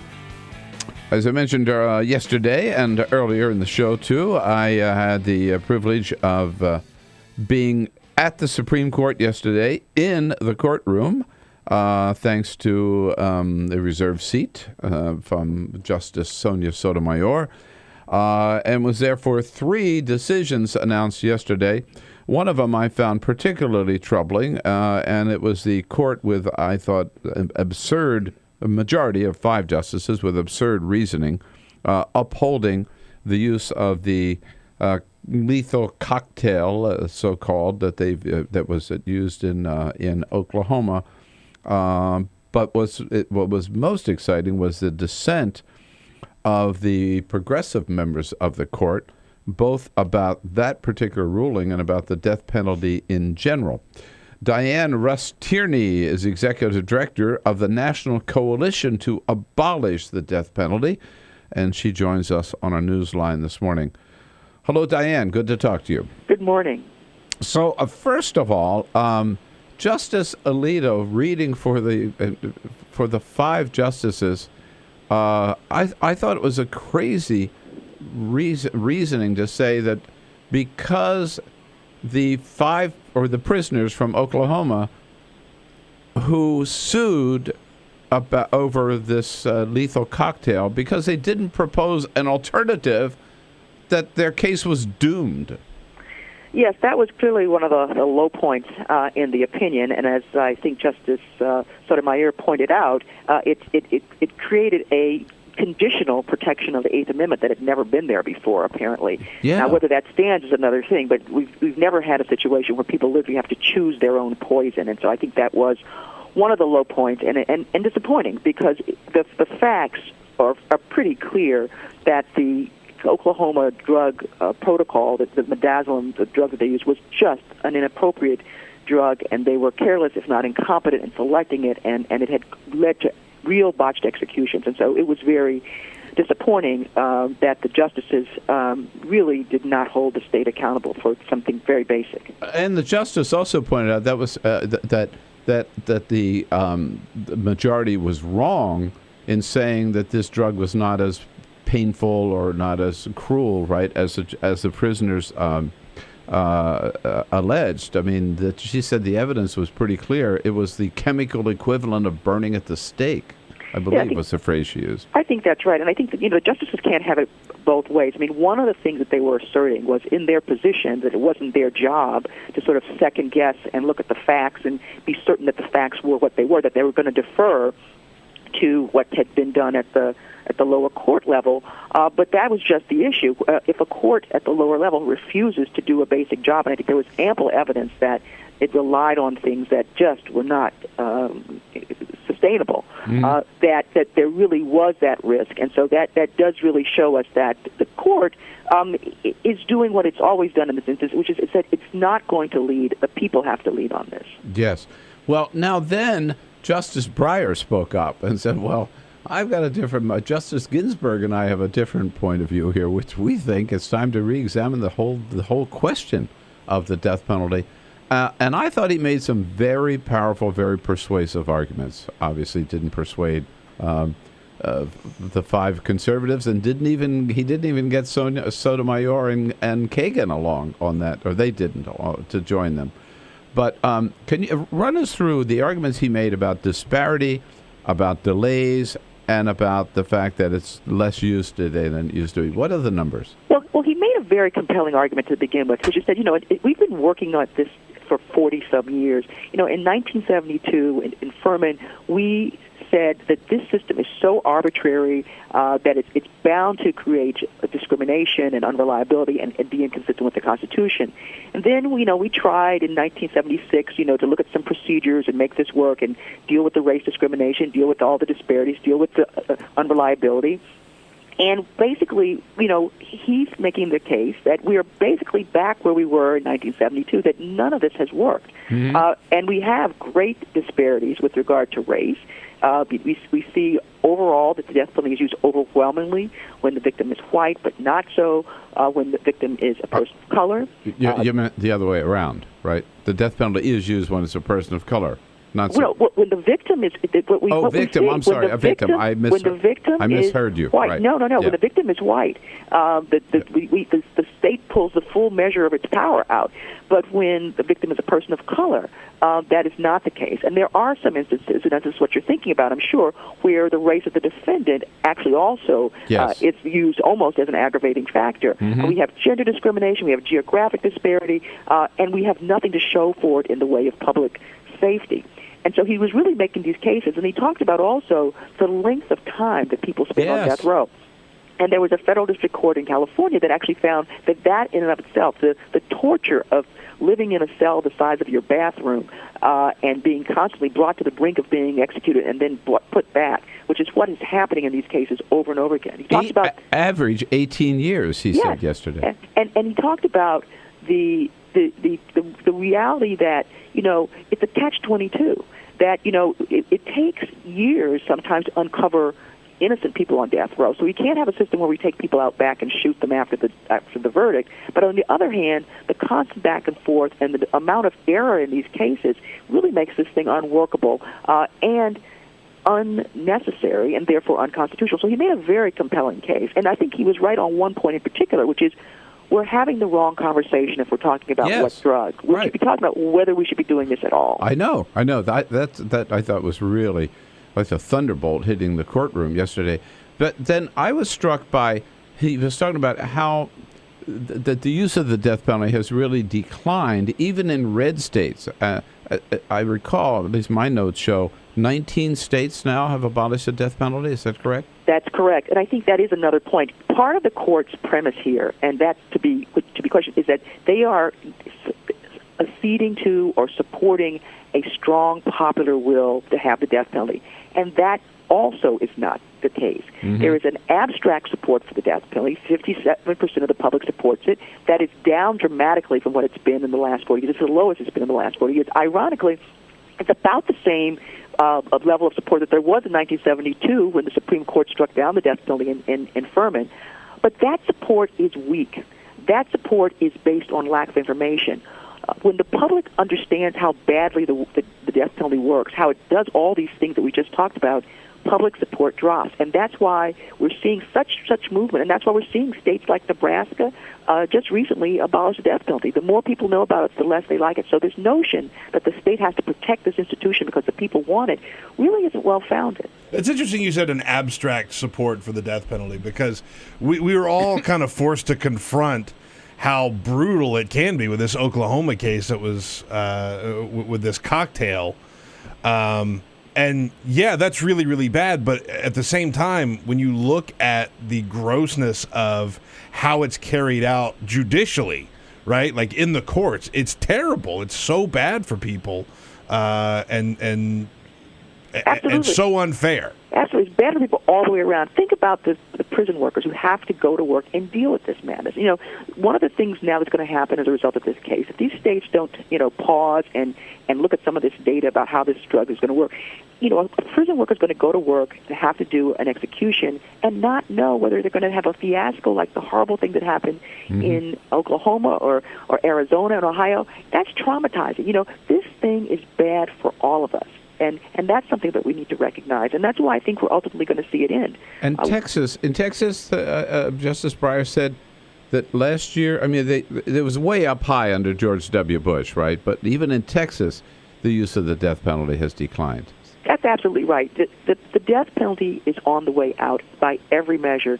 We're seeing fewer executions every year. We're seeing fewer death sentences, and even in states that continue to use it, and there are only a handful, and then only a few counties within those states that are pushing it. That's the other thing, right? It's declining even there. It is people. It's part of progress. We're moving forward. There's a lot of change happening. There's a lot of progress, and the death penalty, this thing we've been dragging around for 40 years since slavery, it's on its way out because it's got to be. It's not the way of progress. I have to say, I was in the court for the first time, and I was trying to be on my best behavior, but I almost laughed out loud when Justice Scalia dissented from Breyer's dissent, and Scalia said, Peter, he actually said, what's this court up to? Last week, they took traditional marriage from the American people. Today, Justice Breyer and Justice Ginsburg say they want to take the death penalty from the American people. Yes, the American people want to take the death penalty away from them. But, that's an insidious point, and I think that's something worth, reminding people about. The court is there to protect the discrete and insular minority from the tyranny of the majority. And somehow that conversation, that thinking has gotten sidetracked. And if we wouldn't need courts, if it's taking a vote, people's rights could be adequately protected. The court is there to make sure that there's some temperament, there's some tempering of the popular will, and so that notion is really inconsistent with what the court is there for. That's why we have Article III courts. That's why we have court justices that are appointed and not elected at the federal level. Well, I think it's just a matter of time. Diann, before we see what Justice Breyer and Justice Ginsburg are talking about actually happens. A matter of time and a couple of more appointments to the Supreme Court that will rule the right way. But meantime, you are carrying the torch, keeping the flame alive. We appreciate your good work, Diann. Thanks so much for joining us. Thank you for having me. It's the National Coalition to Abolish the Death Penalty. Go by its initials, NCADP, ncadp.org. Diann Rust-Tierney, Executive Director. This is the Bill Press Show.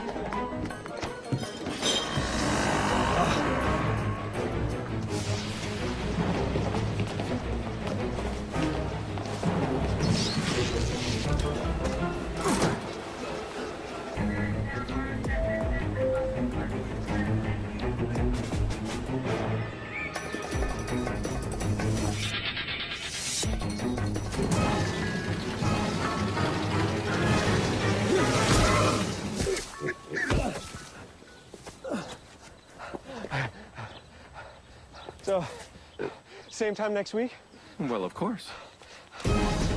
Put away a few bucks, feel like $1 million. For free tips to help you save, go to Feed the Pig.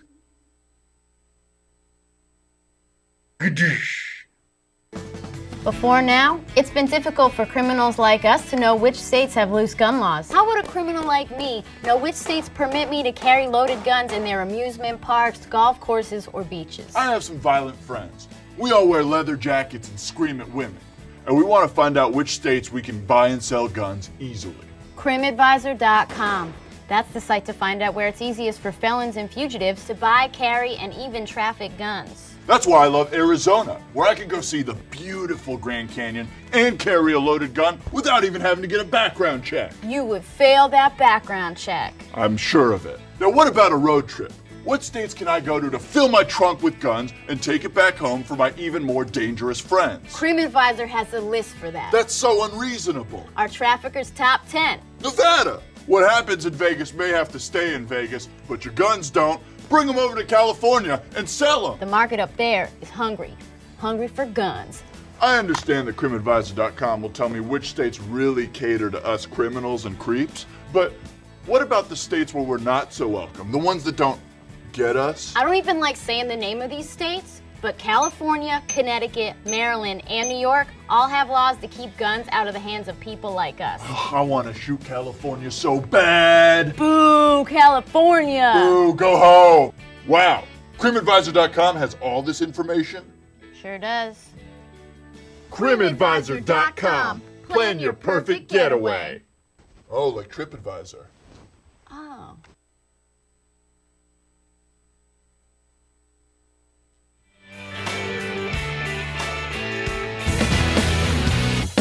The most valuable morning radio show, according to The Nation magazine. This is The Bill Press Show.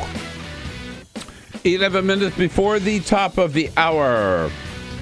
In the next hour, talking politics with Emily Shultheis from the National Journal. And then we'll talk White House with Jordan Fabian from The Hill. Lots going on down at the White House. In fact, the president today will be holding a news conference with the president of Brazil. They went down to the Martin Luther King monument yesterday. Two of them did a little sightseeing together. We were talking just before the break, of course, with Diann Rust-Tierney about the Supreme Court decision on the death penalty. Being in the courtroom yesterday when that decision was read and announced and debated, I decided that I wanted to take that issue to the President of the United States. So going to the briefing yesterday, which I do every day, I raised the question with Josh Earnest whether the President would agree with what Justice Breyer and Justice Ginsburg said about it's time to really take another look at the death penalty itself. Here's my question at the briefing. Bill Press. One other Supreme Court decision we haven't talked about yet is the one on the death penalty. Mm-hmm. While upholding the lethal injection cocktail, the court did, Justice Breyer and Justice Ginsburg issued a pretty blistering dissent saying the court had not gone far enough, that now it's clear, as it may not have been 30 years ago, that the death penalty violates the Constitution of the United States and should be abolished. Does the president agree? If not, what's his position on the death penalty? Mm-hmm. And Josh says, well, here's where he is. Well, Bill, this is obviously something the president's spoken about a couple of times, and I can get you some other examples of where the president has talked about this publicly. But the president's principal concern over the years has been with the way that the that the death penalty has been implemented, and that there are documented cases where there are some biases and some flaws, frankly, in the criminal justice system as the death penalty was applied. And the president does have significant concerns about that, and those are concerns that he's expressed previously. So I ask him then, okay, he's got those concerns. So what about just abolishing the death penalty? That was Justice Breyer's chief argument, one of them, that there's such a disparity that people, in terms of race, in terms of income, in terms of geography, and who gets a death penalty and who doesn't, that it's really time to reconsider its constitutionality. Would the president go that far? It's time to take another look at it? Josh said, not quite that far. I don't think the president has gone quite that far at this point, but the president more generally has talked about He's not talking his about genuine abolishing. interest in trying to pursue some reforms of our criminal justice system, and he's heartened by the fact that there is some interest on the other side of the aisle in those issues as well. And so I would anticipate that criminal justice reform is something that we'll have the opportunity to talk about over the course of the next several months at least. So I couldn't help but follow again in saying, well, look, down in Charleston, the president talked about all these problems, race-related problems. Doesn't the death penalty fall into that category? As a continuum, thinking of the things he talked about in Charleston even, he mentioned we've got to go beyond the flag. You have to talk about schools, we've got to talk about jobs, we've got to talk about the disparity of young African Americans and their arrest record by police, the number in prisons. It seems that would lead to also that the poor person of color is much more likely to get the death penalty. Yeah. I mean, I think that makes right. I mean, I think my logic is correct. He talked about all of those things. Well, all of those disparities are reflected and end up in the death penalty. Yeah, absolutely. Yeah. But again, in response, Josh Earnest said, well, yeah, the president, again, thinks there are some concerns. He's got some concerns, but clearly, I knew this with President Obama, that he has never come out and said we should get rid of the death penalty. And politically, that may be still dangerous territory. I think it's less dangerous territory today when you think about 19 states have already on their own abolished the death penalty. Oh, yeah. Yeah, including most recently, again, Nebraska, a red state.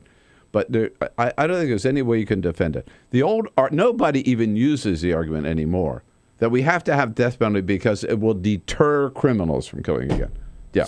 Facts are in on that one. Proven to be no relationship whatsoever. So now they just make the argument, well, it's justice, right? Or it's a revenge is really what they're talking about. Or it provides closure for the family or whatever. You know what? Death penalty is wrong. Let's just get rid of it. Someday we will, not soon enough. President Obama visiting royalty today almost. Well, you don't call the president of Brazil royalty, but a state visit at any rate. We'll tell you how that's going to shake down when we come back. This is the Bill Press Show.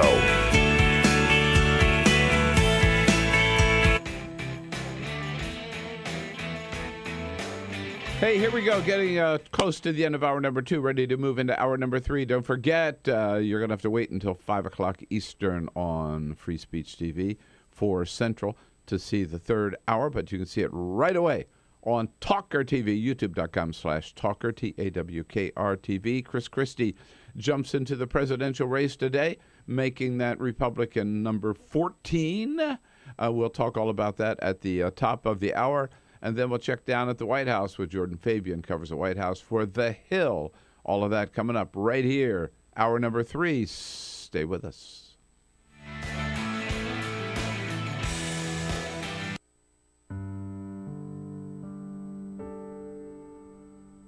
A few years ago, plastic bag waste in our city came to a tipping point. It was clear we had a bag problem. My department was tasked to reduce plastic bag consumption. We needed to come up with ways to change human behavior. So we asked ourselves, would you like it back? What do people really hate? Yep. Getting punched in the stomach. Preliminary studies showed that the consequences weren't severe enough to warrant behavioral change. Actually, can I get that double bagged? So we thought, what do people hate more than getting punched in the stomach? Kissing Helga. Big boy. People didn't find her so offensive after all, so we had to get creative. How many bags? Okay, now, pour this ice water down your pants. We tried everything.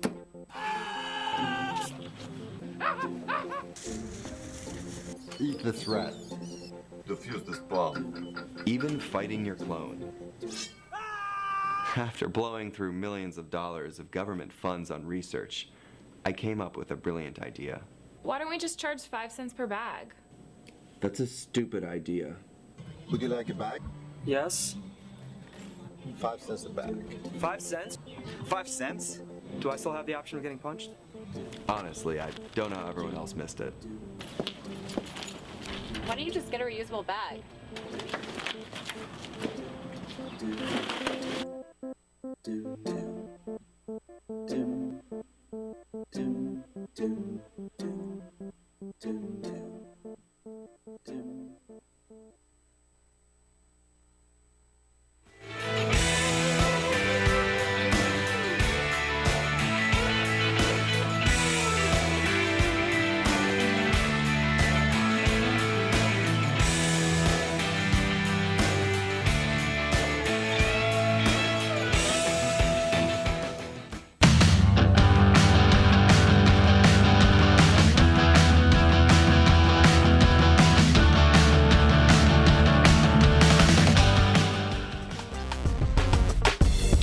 President Obama welcoming the President of Brazil to the White House today, a bilateral meeting with President Dilma Rousseff, and then they'll hold a joint news conference at noon at the White House. I'll be there this afternoon. I'll have a conference call on reauthorizing the Export-Import Bank, and then he and the Vice President will be meeting with Secretary of Defense Ash Carter at 3:15 this afternoon.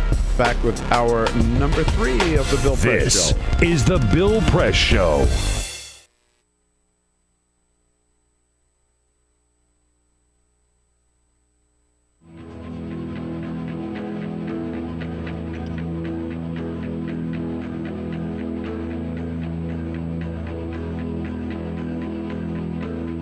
James West here, reporting from Houston, Texas for Climate Desk. Now, one of the biggest uncertainties in climate science right now is the role of clouds.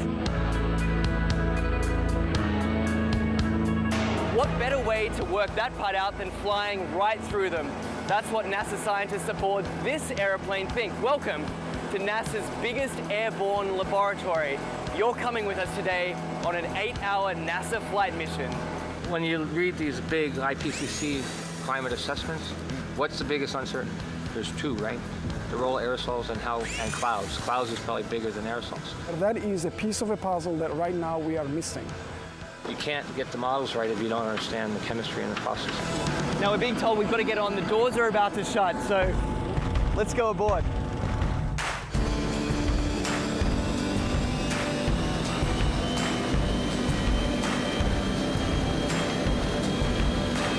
Every time you turn on the weather, every time you hear a climate change prediction, that information has to come from somewhere. And it starts by getting sucked out of the air from planes like this.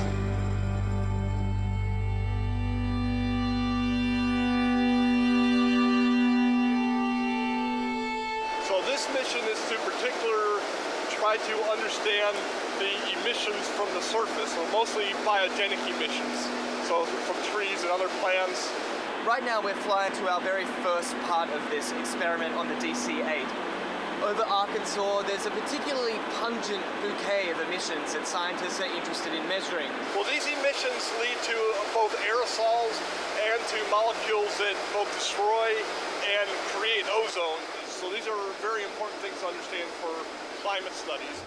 How it will manifest itself, it will be in more accurate and more reliable predictions. So what we're doing is taking a series of flyovers, each at a different level of the atmosphere, scooping up those emissions, testing them, and hopefully scientists are going to see exactly what's in this column of air all the way up. The data that we collect in one flight can keep busy 60 scientists and students for 3 years, 4 years. We're still studying data from data collected 20 years ago.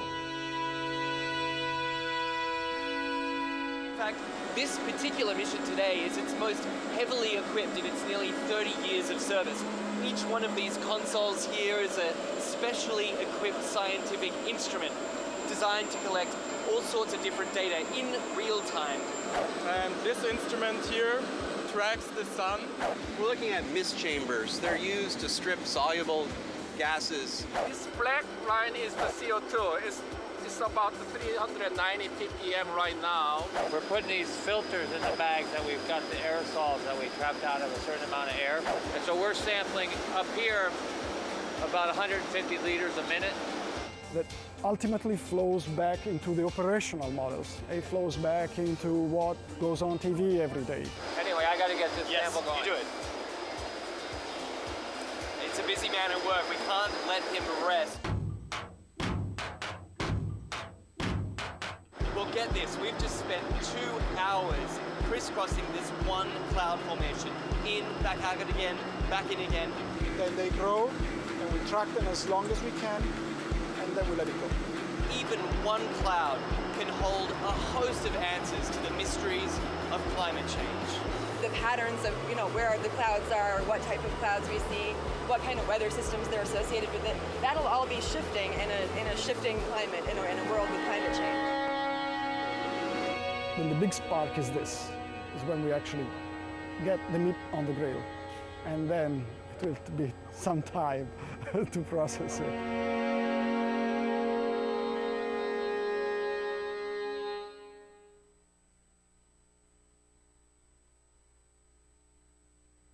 What the frack? What the frack? What the frack? What the frack? President Obama, are you fracking kidding me? Reopen the EPA studies. In Texas, Wyoming, and Pennsylvania. Fracking pollutes our oceans. Fracking poisons our water. Fracking makes climate change worse. Fracking relies on toxic chemicals that cause cancer. Ban fracking now. Ban fracking now. Go on. Ban it. Ban fracking now. Please.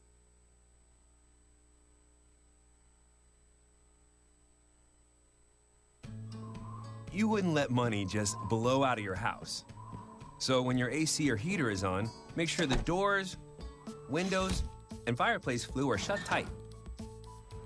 If you're headed out, turn down the AC or lower the heat by 10 degrees. And always keep your water heater set at 120. A little bit of common sense goes a long way. Get more great tips at energysaver.gov. So, I'm kind of new here, but I've noticed a trend. My human does this funny thing where she goes around and gets all my toys, and then she hides them in that basket by the door. But it's always the same basket, and it's always in the same place. And then she acts so surprised when I find them, but, she's putting them in the same basket. Again. It's like, hello, that's where you put it last time. You were the worst at hide and go seek.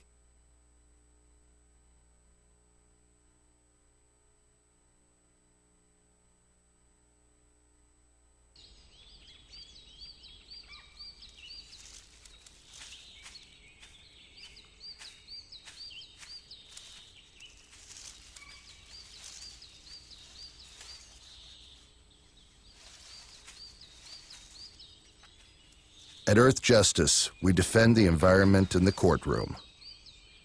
Join our fight. When you take a seat, you take a stand. Earth Justice, because the Earth needs a good lawyer. The average text takes your eyes off the road for nearly 5 seconds. At highway speeds, that's enough time to travel the length of a football field. Stop the texts, stop the wrecks.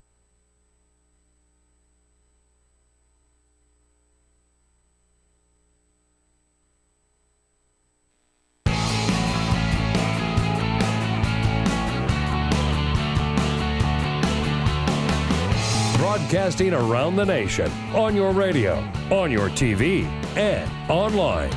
This is The Bill Press Show.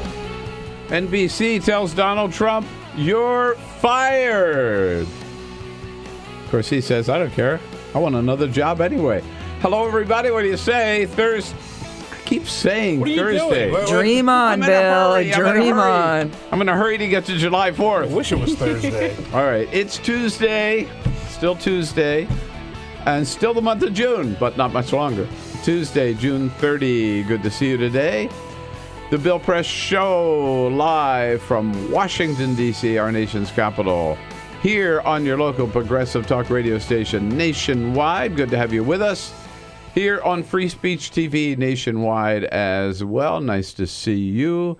And we thank you for joining us for our last hour together today to round up the news of the day. Make sure you know what's going on to start your day and give you a chance to talk about it as well. Give us a call at 866-55-PRESS. Send us your comments on Twitter at BP Show or on Facebook, where, of course, you are already one of our friends at facebook.com/Bill Press Show.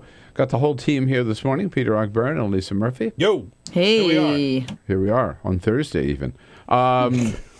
Jamie Benson. I'm not coming in on Thursday. Yeah, that's right. We've got Thursday out of the way. Got it covered.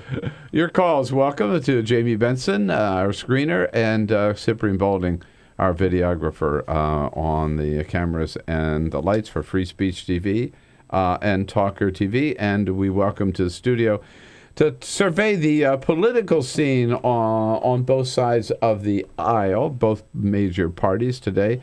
Emily Shultheis is political reporter for the National Journal. Good enough to come in studio with us. Hi, Emily. Hi, thanks for having me. All right, good to see you. There's a lot of news on the political front and a lot of news on the financial front, with Puerto Rico announcing yesterday they've got they owe $73 billion, and the governor just said, well, guess what? Those debts are due July 1, tomorrow, but we can't pay them. So we're looking for some way to declare bankruptcy. And meanwhile, in Greece, they're about to go under again. They closed the banks. The poor Greeks, as Conan O'Brien pointed out, have been at this for a long time. The country of Greece has closed their nation's banks today in response to its escalating financial crisis. They shut down all their banks. Spokesperson for Greece said, we'll bounce back. We've just had a rough 2,000 years, but we're going to get right back. It's gotten bad in Greece. Yeah, it's been around a long time. Maybe they're used to it. Yeah. Well, we'll get this behind us. Just take us a little while, right? Maybe by 3,000 we'll figure it out. We'll figure it out, yeah. A little more time. All right. Yes, Chris Christie becomes number 14 today on the Republican side. We'll cover all the political front here in just a second, but first... This is the Full Court Press. Just a couple of other stories making news. Big news from Bill Gates, formerly of Microsoft, and the billionaire philanthropist. He's giving all of his money away now. I don't know. He announced that he is going to be spending up to $2 billion on renewable resources and green technology. He wants to take it and find new technologies, new ways to invest. So $2 billion is where he's going to put his... I love this guy. What he and his wife have done for medical research and technology in Africa particularly, and now, for renewable energy. I mean, somebody's got that much money and using it. Yeah. Right? He gave an interview to the Financial Times. For so many good things. And it's incredible. He says he's written checks to 15 green companies already. And he's contributed venture capital funds to another 30, and he's going to keep going. He's going to keep putting his money there. Good for him. Yeah, right. Today is the day for Apple Music, the music streaming service from Apple that was formerly Beats, which is going to, since it was bought by Apple, they put it all together, and now it's going to be their new thing. So it's going to be debuting today. It's going to come with the download of iOS 8.4, which should be available at 11 a.m. Eastern Time today. So just in a couple of hours, you download the new operating system, and then Apple Music will come with it. Since they made the announcement, they also announced it's going to be a new 24-hour radio station. that's going to have actual DJs. Oh. Everything that's old is new again, I guess. They're going to have these guys like doing music, and they're going to have some exclusives. As I mentioned yesterday, Taylor Swift's album is going to be exclusively streamed on Apple Music. And Dr. Dre's The Chronic will be available on Apple Music today, which you can't get on Spotify. And James Taylor's new album. Yeah, sure. That'll be up there, too. Number 1, right? And in Northern Virginia, a golfer shot what some people are calling the greatest round of golf ever. This man is a former Marine. His name is Patrick Wills of Woodbridge, Virginia. He's 59 years old. He shot a 14 under par while he was playing in an amateur tournament in Lorton, Virginia. He shot 3 different holes in one on this one round of golf. Now, he has 3 witnesses. Is this miniature golf? It was actual golf. He said he hit a hole in one on 3 different holes. It was verified by the PGA.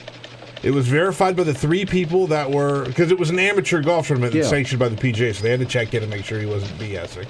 And then he had 3 people with him that all verified that he shot 3 different holes in one hole of golf. Now, he previously had 22 holes in one before this round.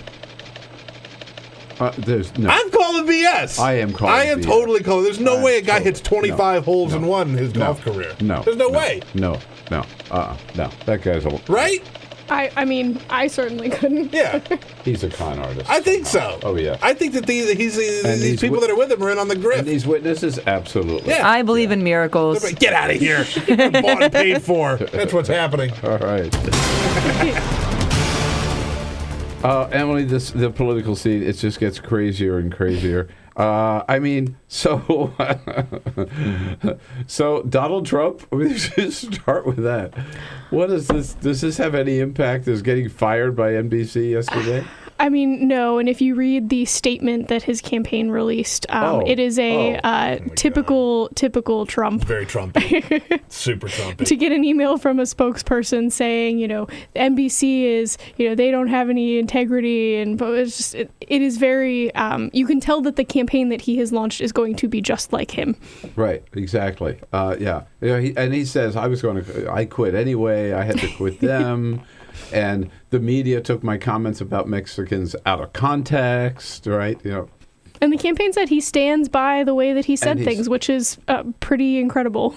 Right. So, and that this is what's wrong with America. The companies just cave in when they get a little pressure. I mean, it's just he's such a blunderbuss, but that's who he is, right? You're and right. it is. And he said say what you will. He's going to sue NBC. He is so good at getting attention and knowing how to get attention, and maybe we all shouldn't give it to him quite as much as we do, but he is he's very good at that. And so this is the first time that he's ever actually followed through on launching a campaign, but I don't know that means we're going to see anything different than the Trump and getting of the past. attention results in getting good poll numbers, right? So if they take the top 10, right. And this is the Republican Party's nightmare. He'll be among them, won't he? Most likely, yes. We have to see how the summer goes, but I think that's... I love it. It's going to be pretty great, man. It is. All right. He's shown up in double digits in a couple of state-based polls. So it's, at this point with, like you say, we're getting our 14th candidate right now. It's all about who people have heard of, who they even know of at this point. So... he's probably going to be on that stage in August. All right. So one who will have a hard time making his way to the stage because he's showing way, way down, maybe even below none of the above, is Bobby Jindal, who came in last week at number 13 to announce. As Peter reported earlier this morning, Bobby Jindal, the campaign has put out their first bit of campaign paraphernalia you can buy, which is a T-shirt with the new slogan of the campaign, Peter. Tanned, rested, and ready is the shirt that you could buy from the Bobby Jindal campaign. Which they say is, of course, a reflection of the fact that he is dark-skinned because he's an Indian American, so therefore tan, rested, and ready. Really? So I have up on my screen here, this is from January 9, 2013, and the headline is, 100 years of Nixon. This is the 100th anniversary of his birth. 100 years of Nixon. Tan, rested, and ready.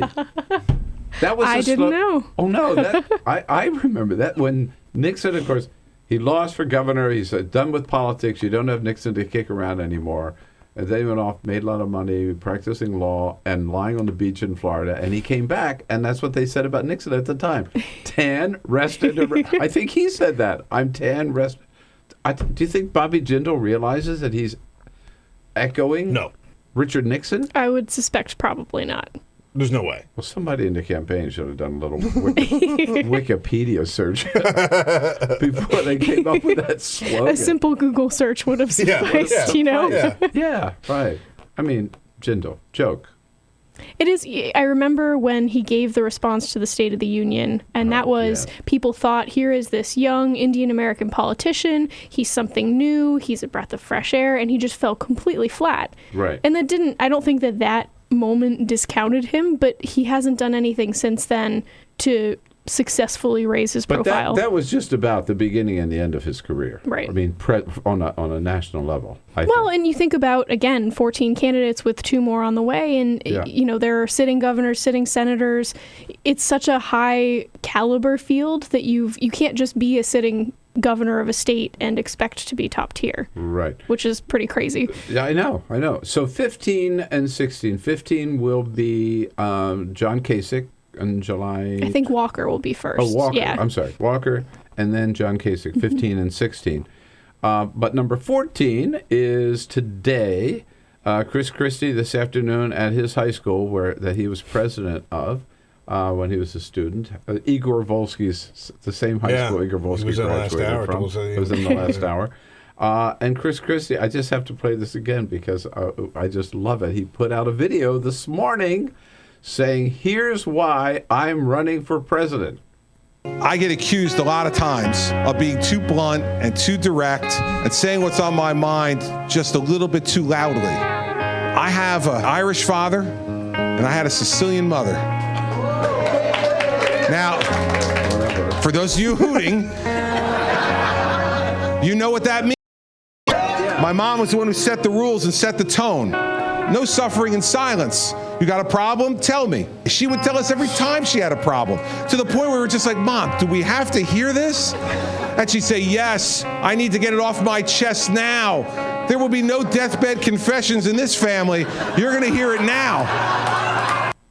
So I'm a loudmouth because my mother was a loudmouth. Therefore, I'm running for president Vote for of the me. United States. Vote for me, right? Weirdo. It's a weird video. It's weird. It is. It's strange. Yeah. Although, I mean, at this point, for Christie, who, you know, what, a year and a half ago would have been considered very top tier in this race, is he has come down so far that there's just not space left for him. And so, you know, if you're Chris Christie looking at Jeb Bush and John Kasich and Scott Walker and all of these other people who are in the space that you were hoping to co-opt yourself, the only thing you have left is, well, you know, I tell it like it is. I'm blunt. None of these guys are going to be blunt with you. And that's all he has. His mother was Irish. Yeah, like he won't use a teleprompter, right? I'm just going to, tell it like it is. Right. You know, I must say, in almost a perverse way, I find Christie very attractive in that, you know, kind of blusterbuss style, whatever style. But and I thought that might have a certain appeal nationwide too. But he's just got too much baggage he's dragging around too with him. Well, and that's he hasn't had a good last year. No, he certainly hasn't. Yeah. And it's when you talk about telling it like it is, being blunt, the sort of straight talk express type politics that he practices, it's a bit of a double-edged sword in that was also something that when Bridgegate came out began to look a little like bullying. So that is not it is certainly still attractive to some people, but I think there's that downside that they see now with everything that's come out about him that just makes it not quite as refreshing as it once was. So of the 16 that we have either seen or will see within another couple of weeks, who are the top tier 3, do you think? I would say that most people would probably say Jeb Bush, Scott Walker, Marco Rubio, I would guess. I mean, I think there's... You agree? Yeah, I do. I think that those are... Bush, obviously, because of the money that he will have, because of his family name and stature, because of what he's done to prepare for the race. I would say that he's certainly in there. As other establishment-type Republicans have found out in the past, there is no guarantee of getting the nomination, and I think there are a lot of people who would like to see him not get it. And then Scott Walker, I mean, he's somebody who...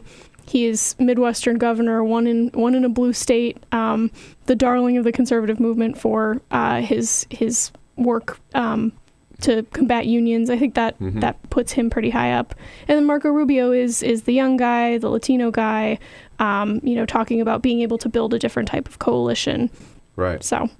Meanwhile, yes, there are other Democrats running for president, not just Hillary Clinton. Look at the Democratic side here with Emily Shultheis from the National Journal. When we come back, you're welcome to join our conversation. You have a thought to offer at 866-55-PRESS. This is the Bill Press Show.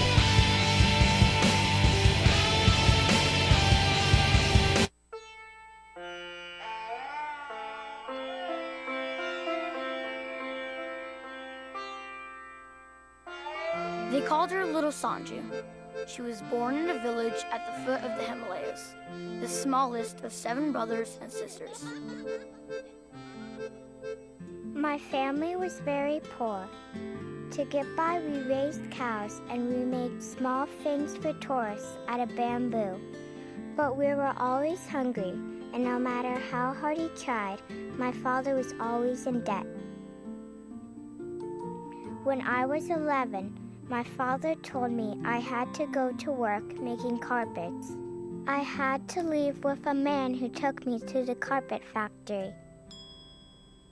The broker who took me away got paid, but they never paid my father anything. I made knots from 4 in the morning until 8 at night. There was never a day off. I was always hungry. I cut my fingers while weaving and had to weave with cut fingers. My hands began to look like my grandmother's. I cried every night. I thought the rest of my life would be only this. It takes 1 million knots to make one 8x10 rug. In the 1990s, 1 million children were enslaved making carpets in South Asia. Then a hero entered the picture. It was you. If you knew how these carpets were made, you would no longer think they were so beautiful. And if you could choose a better rug, your buying power could end child slavery in the rug industry. From that simple idea, Goodweave was born. Here's how it works. To earn the Goodweave label, companies agreed not to employ children. Goodweave makes sure by conducting surprise inspections. When children are found, Goodweave helps them. 2 years ago, a Goodweave inspector named Grona found me in the factory. When I saw him, I was scared, but Grona put his arm around me and told me it would be okay. Grona took me to Hamrogar, a home for rescued carpet kids run by Goodweave. I'm the first person in my family to ever go to school. Today, thousands of children like Sanju have been educated and rescued by Goodweave. And because you chose the Goodweave label, 3/4 of those million children weaving carpets are now free. And Sanju, with Goodweave's support, she's able to attend her village school and live at home where she belongs. Now that's a beautiful rug that tells a beautiful story. Stand with Sanju. Insist on the Goodweave label.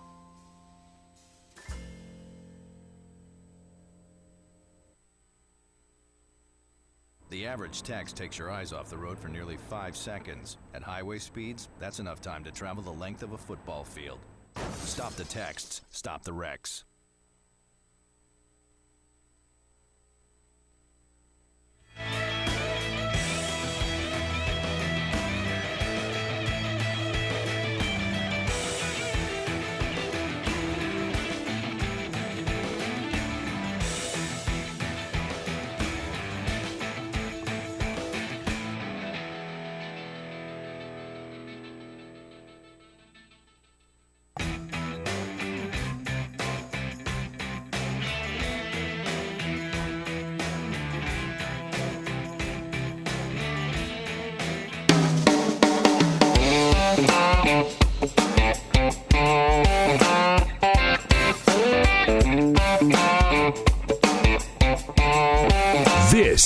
the Bill Press Show. 26 minutes after the hour, Jordan Fabian from The Hill and the White House joins us in the next half hour. Now, right now we're talking surveying the political scene with Emily Shultheis from the National Journal.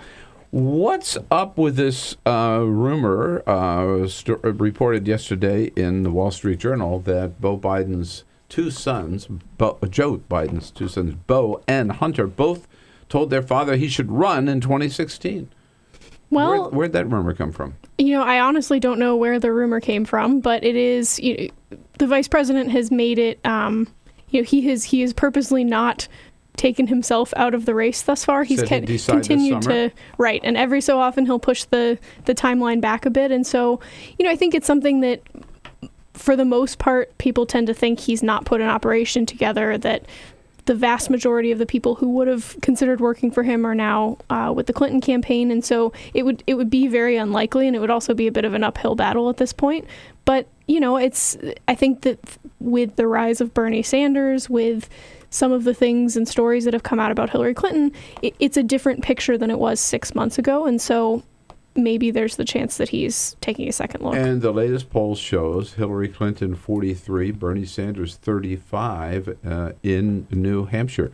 Does that concern the Clinton campaign? You've been following them. It is. They have continued to say that they are taking the primary seriously, that they always have. And for them, what that means is it does mean a pretty substantial investment in ground game and in having really strong operations in these states. So to that extent, yes. I don't think that I'm guessing they're not super concerned that he's going to be able to win the nomination, but he's certainly giving them a run for their money in New Hampshire. All right, and I will give you the Bill Press theory about this all, is that the stronger Bernie Sanders runs and proves to be, the more likely it is that Joe Biden runs. You heard it here first. Emily, thanks for coming in. Thanks so much for having me. Is the Bill Press Show. This is my computer. This is your computer. Let's go on the internet. Let's go. Click it. Yes. Okay. I cursor in between the R and the E. Pressing dot, I want you to just push the period. She's gonna love me all over again. That's it. Jamaica, here you come. Here we go. Good job. Thank you. Thank you. And I did it by myself. Feel smarter. So, I'm kind of new here, but I've noticed a trend. My human does this funny thing where she goes around and gets all my toys, and then she hides them in that basket by the door. But it's always the same basket, and it's always in the same place. And then she acts so surprised when I find them, but, she's putting them in the same basket. Again. It's like, hello? That's where you put it last time. You were the worst at hide and go seek.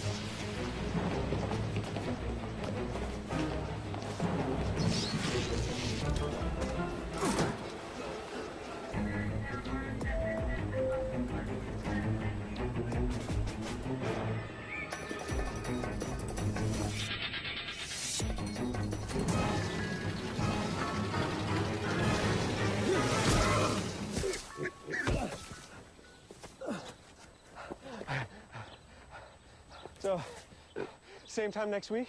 Well, of course. Put away a few bucks, feel like $1 million. For free tips to help you save, go to Feed the Pig.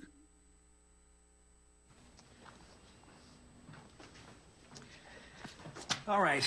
I know this isn't any fun to talk about, but we should. Okay, so who's going to do what? I'll pack the dead batteries. Great. I'll only put what I don't need into a duffel bag. Perfect. That's totally unhelpful. No problem. Meanwhile, I will try to comfort everyone by speaking in a calm voice. And I'll try to get the generator going without any gas. Oh, let's not forget the cell phones, which probably won't work. Right.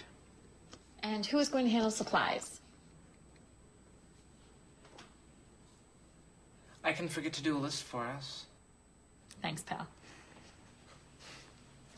Well, I think we couldn't be any less prepared. I'm proud of you guys. Talk to your kids about who to call, where to meet, what to pack. Visit ready.gov/kids for tips and information. Hey, thanks for stopping by. You know, I followed your character since the first episode. I'm a big fan. Big fan. Thank you. And listen, your storyline, it makes for incredible TV drama. Thing is, your drug use is very adult content. Too adult for the kids. So I'm gonna have to block you. Oh, man. Yeah. Well, have a good one. You're a nice lady.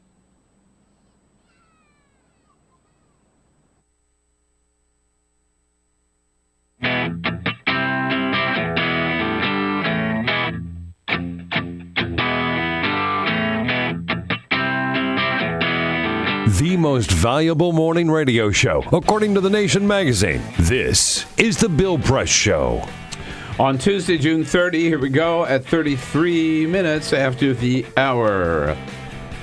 Bill Press Show rolling on here. Big days at the White House. Lots going on. The president certainly had a big week and a very positive week for him last week.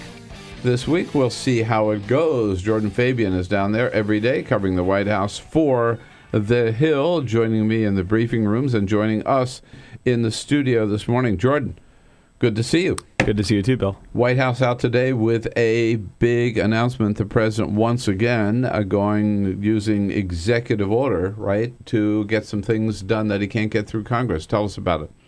Well, they're going to expand overtime pay eligibility for about 5 million workers. So right now, these are not just federal workers, right? Right. These are for every worker in the economy. Like right now, if you earn less than $23,000 a year, you qualify, but they're upping that threshold to about over $50,000. So that's going to raise pay for many, many, many more people. More than doubling. More than doubling the threshold. Yes. Right. So that means that that's a huge if you're deal. Below 50, whatever it is, then if you work over 40 hours, you get time and a half. Right. Time and a half. That is a big deal. That's a big deal. And they can do that by executive order? Well, these are the standards that employers have to follow. Right. Right? Right. You're automatically eligible for overtime pay. Yeah. And they're doing it through a Department of Labor regulation. So they can set these rules, but the president gets set these rules on his own. That doesn't mean there's going to be some controversy around it. Business groups are lining up against it. There's going to be a long public comment period. So this might not go into effect until next year. So until then, there could be a really fierce debate around this thing. Right. Congress, no approval of Congress required? No, I mean, the House Republicans had a hearing earlier this month where they were blasting the rule, but their hands are tied unless they want to launch another lawsuit against the administration. What's the venue for doing this today? I've seen the schedule. There's no public event where he's making this. Well, he's actually going to go to Wisconsin on Thursday, and that's where he's going to really blow this out and tout it as one of his moves to address income inequality. So he's going to do that on the road later this week. Right. He's going to Wisconsin on Thursday, and then Wednesday he's going to Nashville. That's right, Nashville. Yeah, right on the road. Yesterday at our briefing, a lot of the conversation, and you've written about this, was about Greece and Puerto Rico. We've known about Greece for a long time. Puerto Rico, to me, came as a surprise. I didn't realize they were in that much trouble. Yeah, it's interesting. It's the one that's closest to our shores, yet the one that's gotten the least attention. And, I think, Puerto Rico, oftentimes people just don't think about it, but it's a pretty big deal. I mean, $73 billion? Yeah. I mean, that's huge. And, we're talking, they're not eligible to declare for bankruptcy, but if they were, it would be on the scale of Detroit, which got a huge amount of attention. Yeah, but clearly, as Josh Earnest yesterday said, nobody's thinking of that's as you point out in your story. Nobody's thinking about a bailout. Nobody's thinking about a bailout, but they are thinking. Well, he did urge Congress to consider allowing them to declare for bankruptcy, which would be interesting. But Republicans in Congress haven't really been open to that. So what's going to happen? No one really knows. So it's kind of with Puerto Rico. They're neither fish nor fowl in a sense, right? They're not a state. What is it? It's a commonwealth. Yeah. So, but they're not a state, and they're not a city, but they want the same privileges that American cities have to declare bankruptcy. That's right. And that puts them in a pickle because they don't have the remediation that cities have to take care of this. And Josh in the briefing yesterday was saying, well, we provide Detroit really great advice, and that's why they dug out of it. No, it was because Detroit was able to declare bankruptcy that they got out of the financial hole they were in. But Puerto Rico, unfortunately, doesn't have that option, so they're really stuck in a hard place. They don't have the money to repay their creditors. So Congress would have to act fast for them to get that authority, correct? Yes. Yeah. And with Greece, what can we do about Greece? I mean, this has been going on for at least a couple of years, if not longer. It has, and the answer is 2,000 years. Yeah, right. No, the most recent financial problem. So. Yes, going back to the gladiators. I mean, we really can't do much, and it's funny because Josh yesterday, the White House was saying, this is really not our problem. They're trying to say to the Europeans, look, you got to take care of this. No, yeah. What's the president going to do? Well, he called Angela Merkel and he called President Hollande to basically say, hey, you guys fix this, huh? Right. So the line out of the White House is not our problem. No, not our problem. But yet it is, isn't it?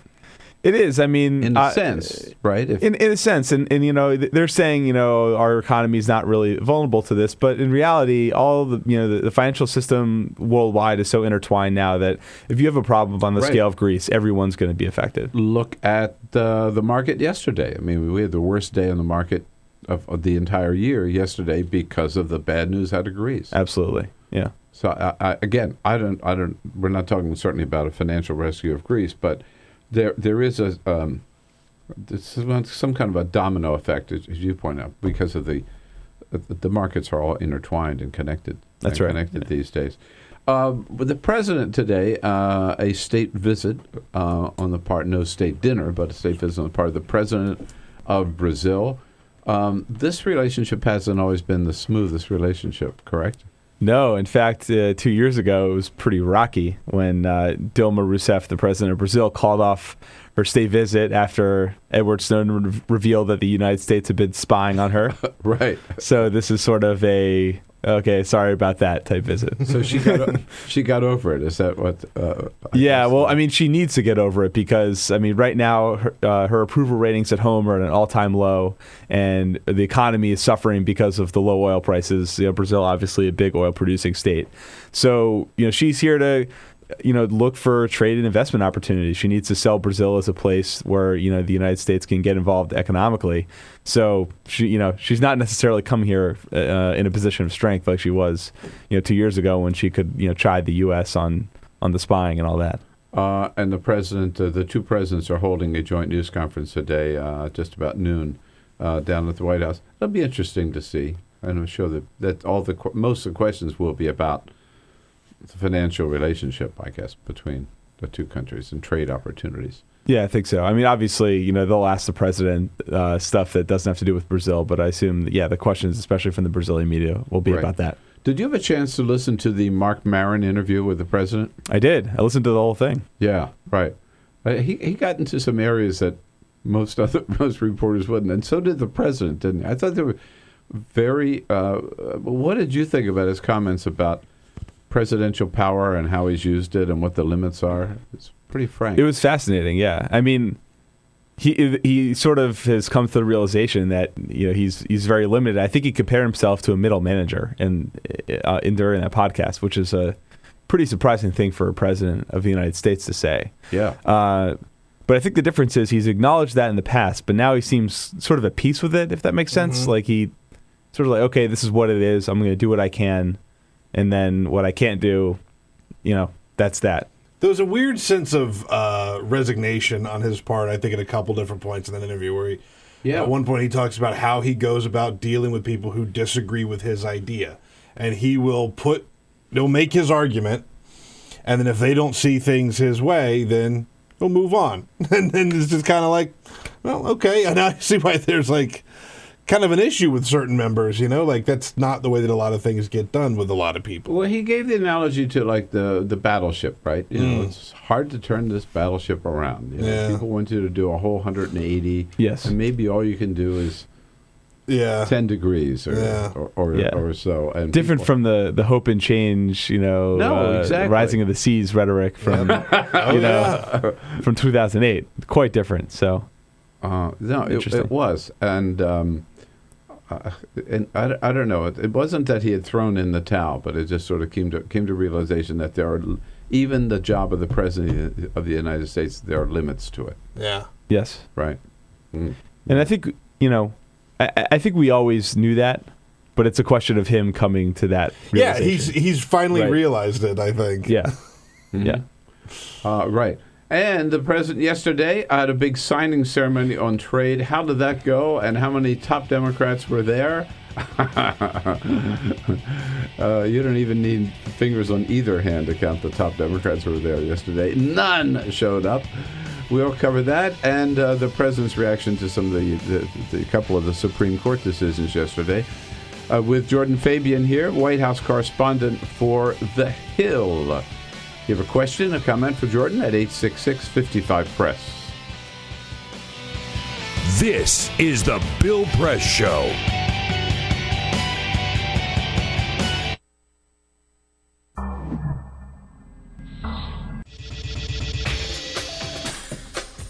Tune into Free Speech TV for Democracy Now!, a national, independent, award-winning news program bringing you people and perspectives rarely seen on corporate media. I'm the retired bishop with the Episcopal Church as the bishop for all chaplains in federal service. I read that there was a group of people that represented a sense of injustice that I had. We'd lost Zuccotti. I mean, there was a kind of a hope that maybe Trinity Church would be gracious and give refuge. We picked this day where we would gather and demonstrate that Trinity was closing its ears to what was happening. We marched around the block, and I realized that, my goodness, they're carrying a ladder. And I thought, well, this is the moment.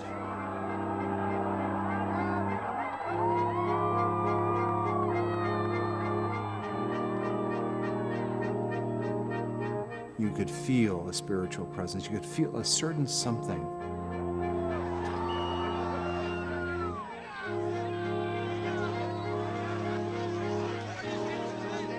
And then the cops came in. It got brutal. I'm with you right here. Robin, I'm here. The church needed, in this moment in history, to stand alongside of these protesters. The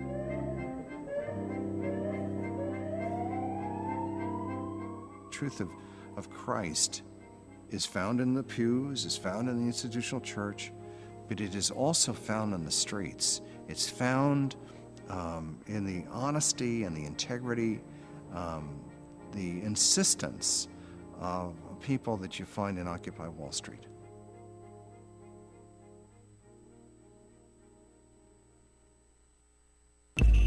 Tune in to Gay USA with hosts Ann Northrup and Andy Hum for in-depth coverage of lesbian, gay, bisexual, and transgender news. Watch Gay USA every week, only on Free Speech TV.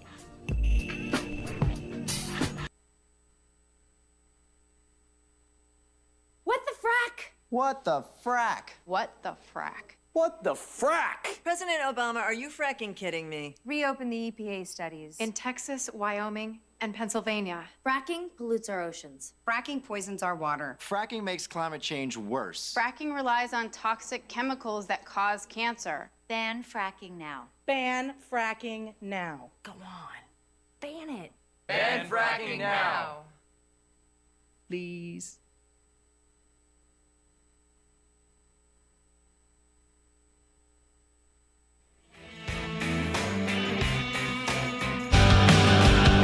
On your radio, on TV, and online.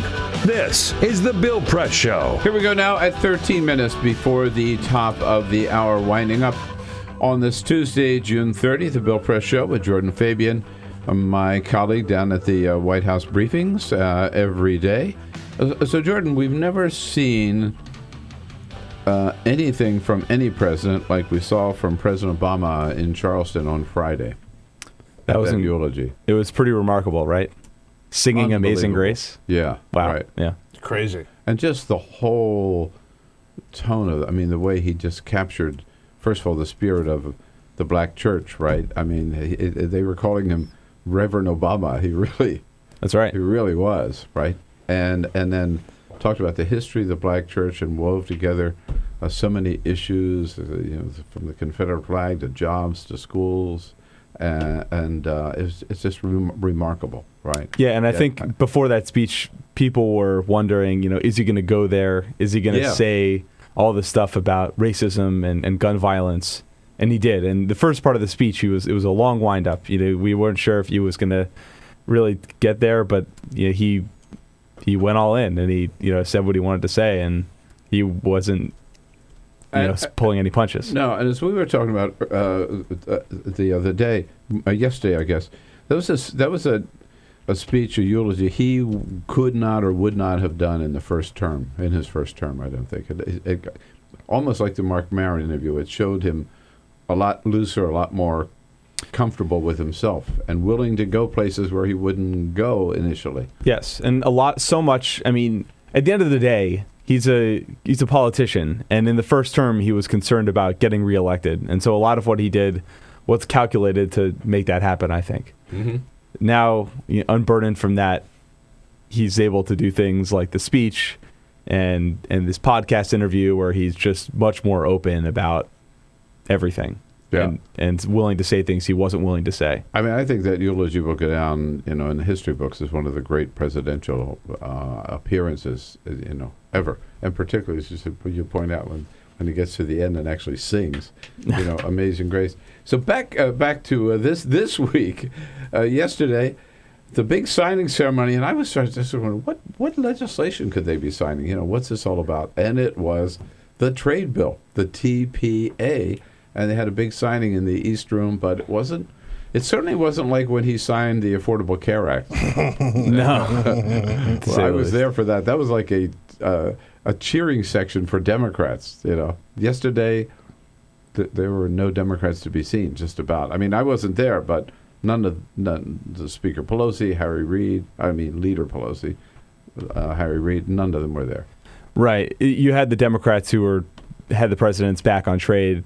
People like Ron Kind, some of the more centrist, moderate Democrats. And you had a handful of Republicans who backed him as well. But we also didn't see Speaker Boehner, Leader McConnell show up. Speaker Boehner was overseas, and McConnell was back in his district. But, during recess, you're not going to get your A-list lawmakers necessarily coming to this thing. Well, it's not that long of a flight from Kentucky to Washington, D.C. That's also true. Yeah, right. Yeah, that's also true. I think Leader McConnell made a decision. I'm not going to give Obama any credit, right? I'm not going to stand with Obama. Right. I don't want my picture taken with Obama. But it's interesting, right, because you have the sparsely attended gathering. Right. They don't even show up for the bill signing. It's amazing, because it really is, if you just look at it on paper, the biggest legislative achievement of his second term, yet the celebration, the bill signing, is a very subdued affair. Right. Yeah. As the president did remark yesterday, it wasn't easy getting here, right? No, right. to say the least. So the president got some good news last week on the Affordable Care Act, which means I was out of town last week. You were probably there in the Rose Garden. The president saying, in fact, that this is sort of he sees this as kind of the last test for the Affordable Care Act, right? Yes, he said the Affordable Care Act is here to stay, I believe is the line. And yeah, that's right. It is the last major legal challenge. There's still a few lawsuits working their way through the courts, but in terms of his presidency, this will probably be the last big challenge that we see. So he's going to go to Nashville on Wednesday to sort of take a victory lap and try to talk about the benefits of the law and all that. So he's really feeling the momentum here. It's his signature achievement. There's no doubt about it. Yes. And then the next day, he's back in the Rose Garden on the same-sex marriage decision. Again, the first president to support same-sex marriage, and he's been wanting to see it the law of the land. Although he wouldn't have gotten there if it wasn't for Joe Biden. You're right. That's true. Joe. Let's not forget that he was opposed to this and this is what I'm talking about. The first term, he was very cautious on this issue, and Joe Biden got out in front of him, and he was forced to announce his support. So this is something where I think advocates will maybe deserve more credit than the president. The president was still evolving. Yes. Yeah, he was pushed to evolve. Yeah. So after those two decisions, yesterday we're back to reality, to a conservative court on EPA, which you've written about. Yeah, that's right. So the administration has these climate rules that affect coal-fired power plants, some of the most sweeping rules that have ever been put into place. The Supreme didn't quite overturn that. They didn't met them in the right how to figure out what's going to happen to them. So, yeah, definitely a blow to the Obama administration dealt by the Supreme Court. Sort of back to the drawing board is what they said. Yes. Yeah, with Justice Scalia writing that the decision for the 5 conservative justices that ended up being a 5-4 decision. So the beat goes on. President of Brazil at noon today. I'll see you down there. Yeah, never before. It'd be interesting to see that. President Nansen. And Thursday. Jordan, good to see you. Thanks again. Starting your day with us. Thanks a lot, Bill. .com is I'll be back with this show.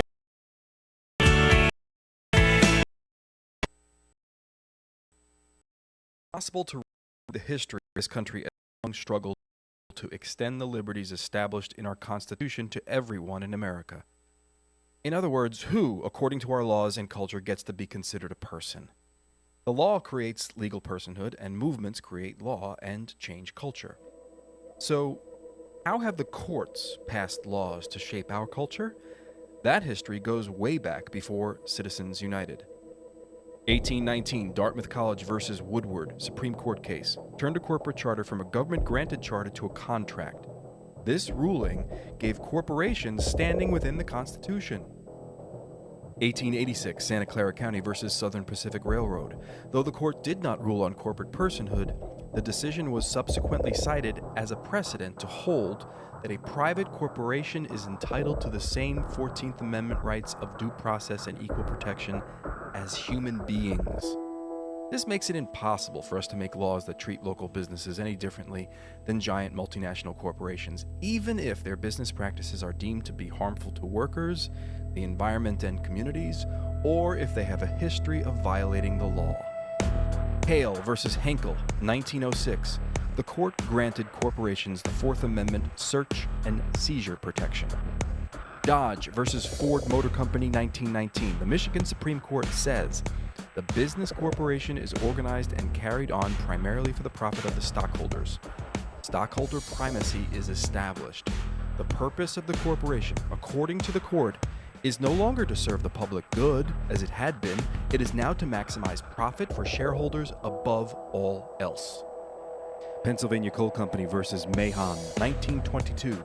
Corporations get the Fifth Amendment takings clause, meaning if you pass a regulation that impacts a corporation's ability to make a profit, that is deemed a taking, and they can sue for the right to future profits lost.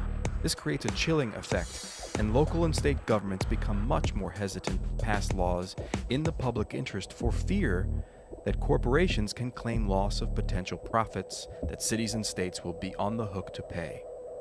Buckley versus Vallejo, 1976. The Supreme Court rules that spending money to influence elections is protected under the First Amendment, in effect saying that money is speech. Citizens United versus Federal Election Commission, 2010. Today, the Supreme Court of Chief Justice John Roberts declared that because of the alchemy of its 19th century predecessors in deciding that corporations had all the rights of people, any restrictions on how these corporate beings spend their money on political advertising are unconstitutional. The court's ruling threatens to undermine the integrity of elected institutions across the nation. It's a rejection of the common sense of the American people.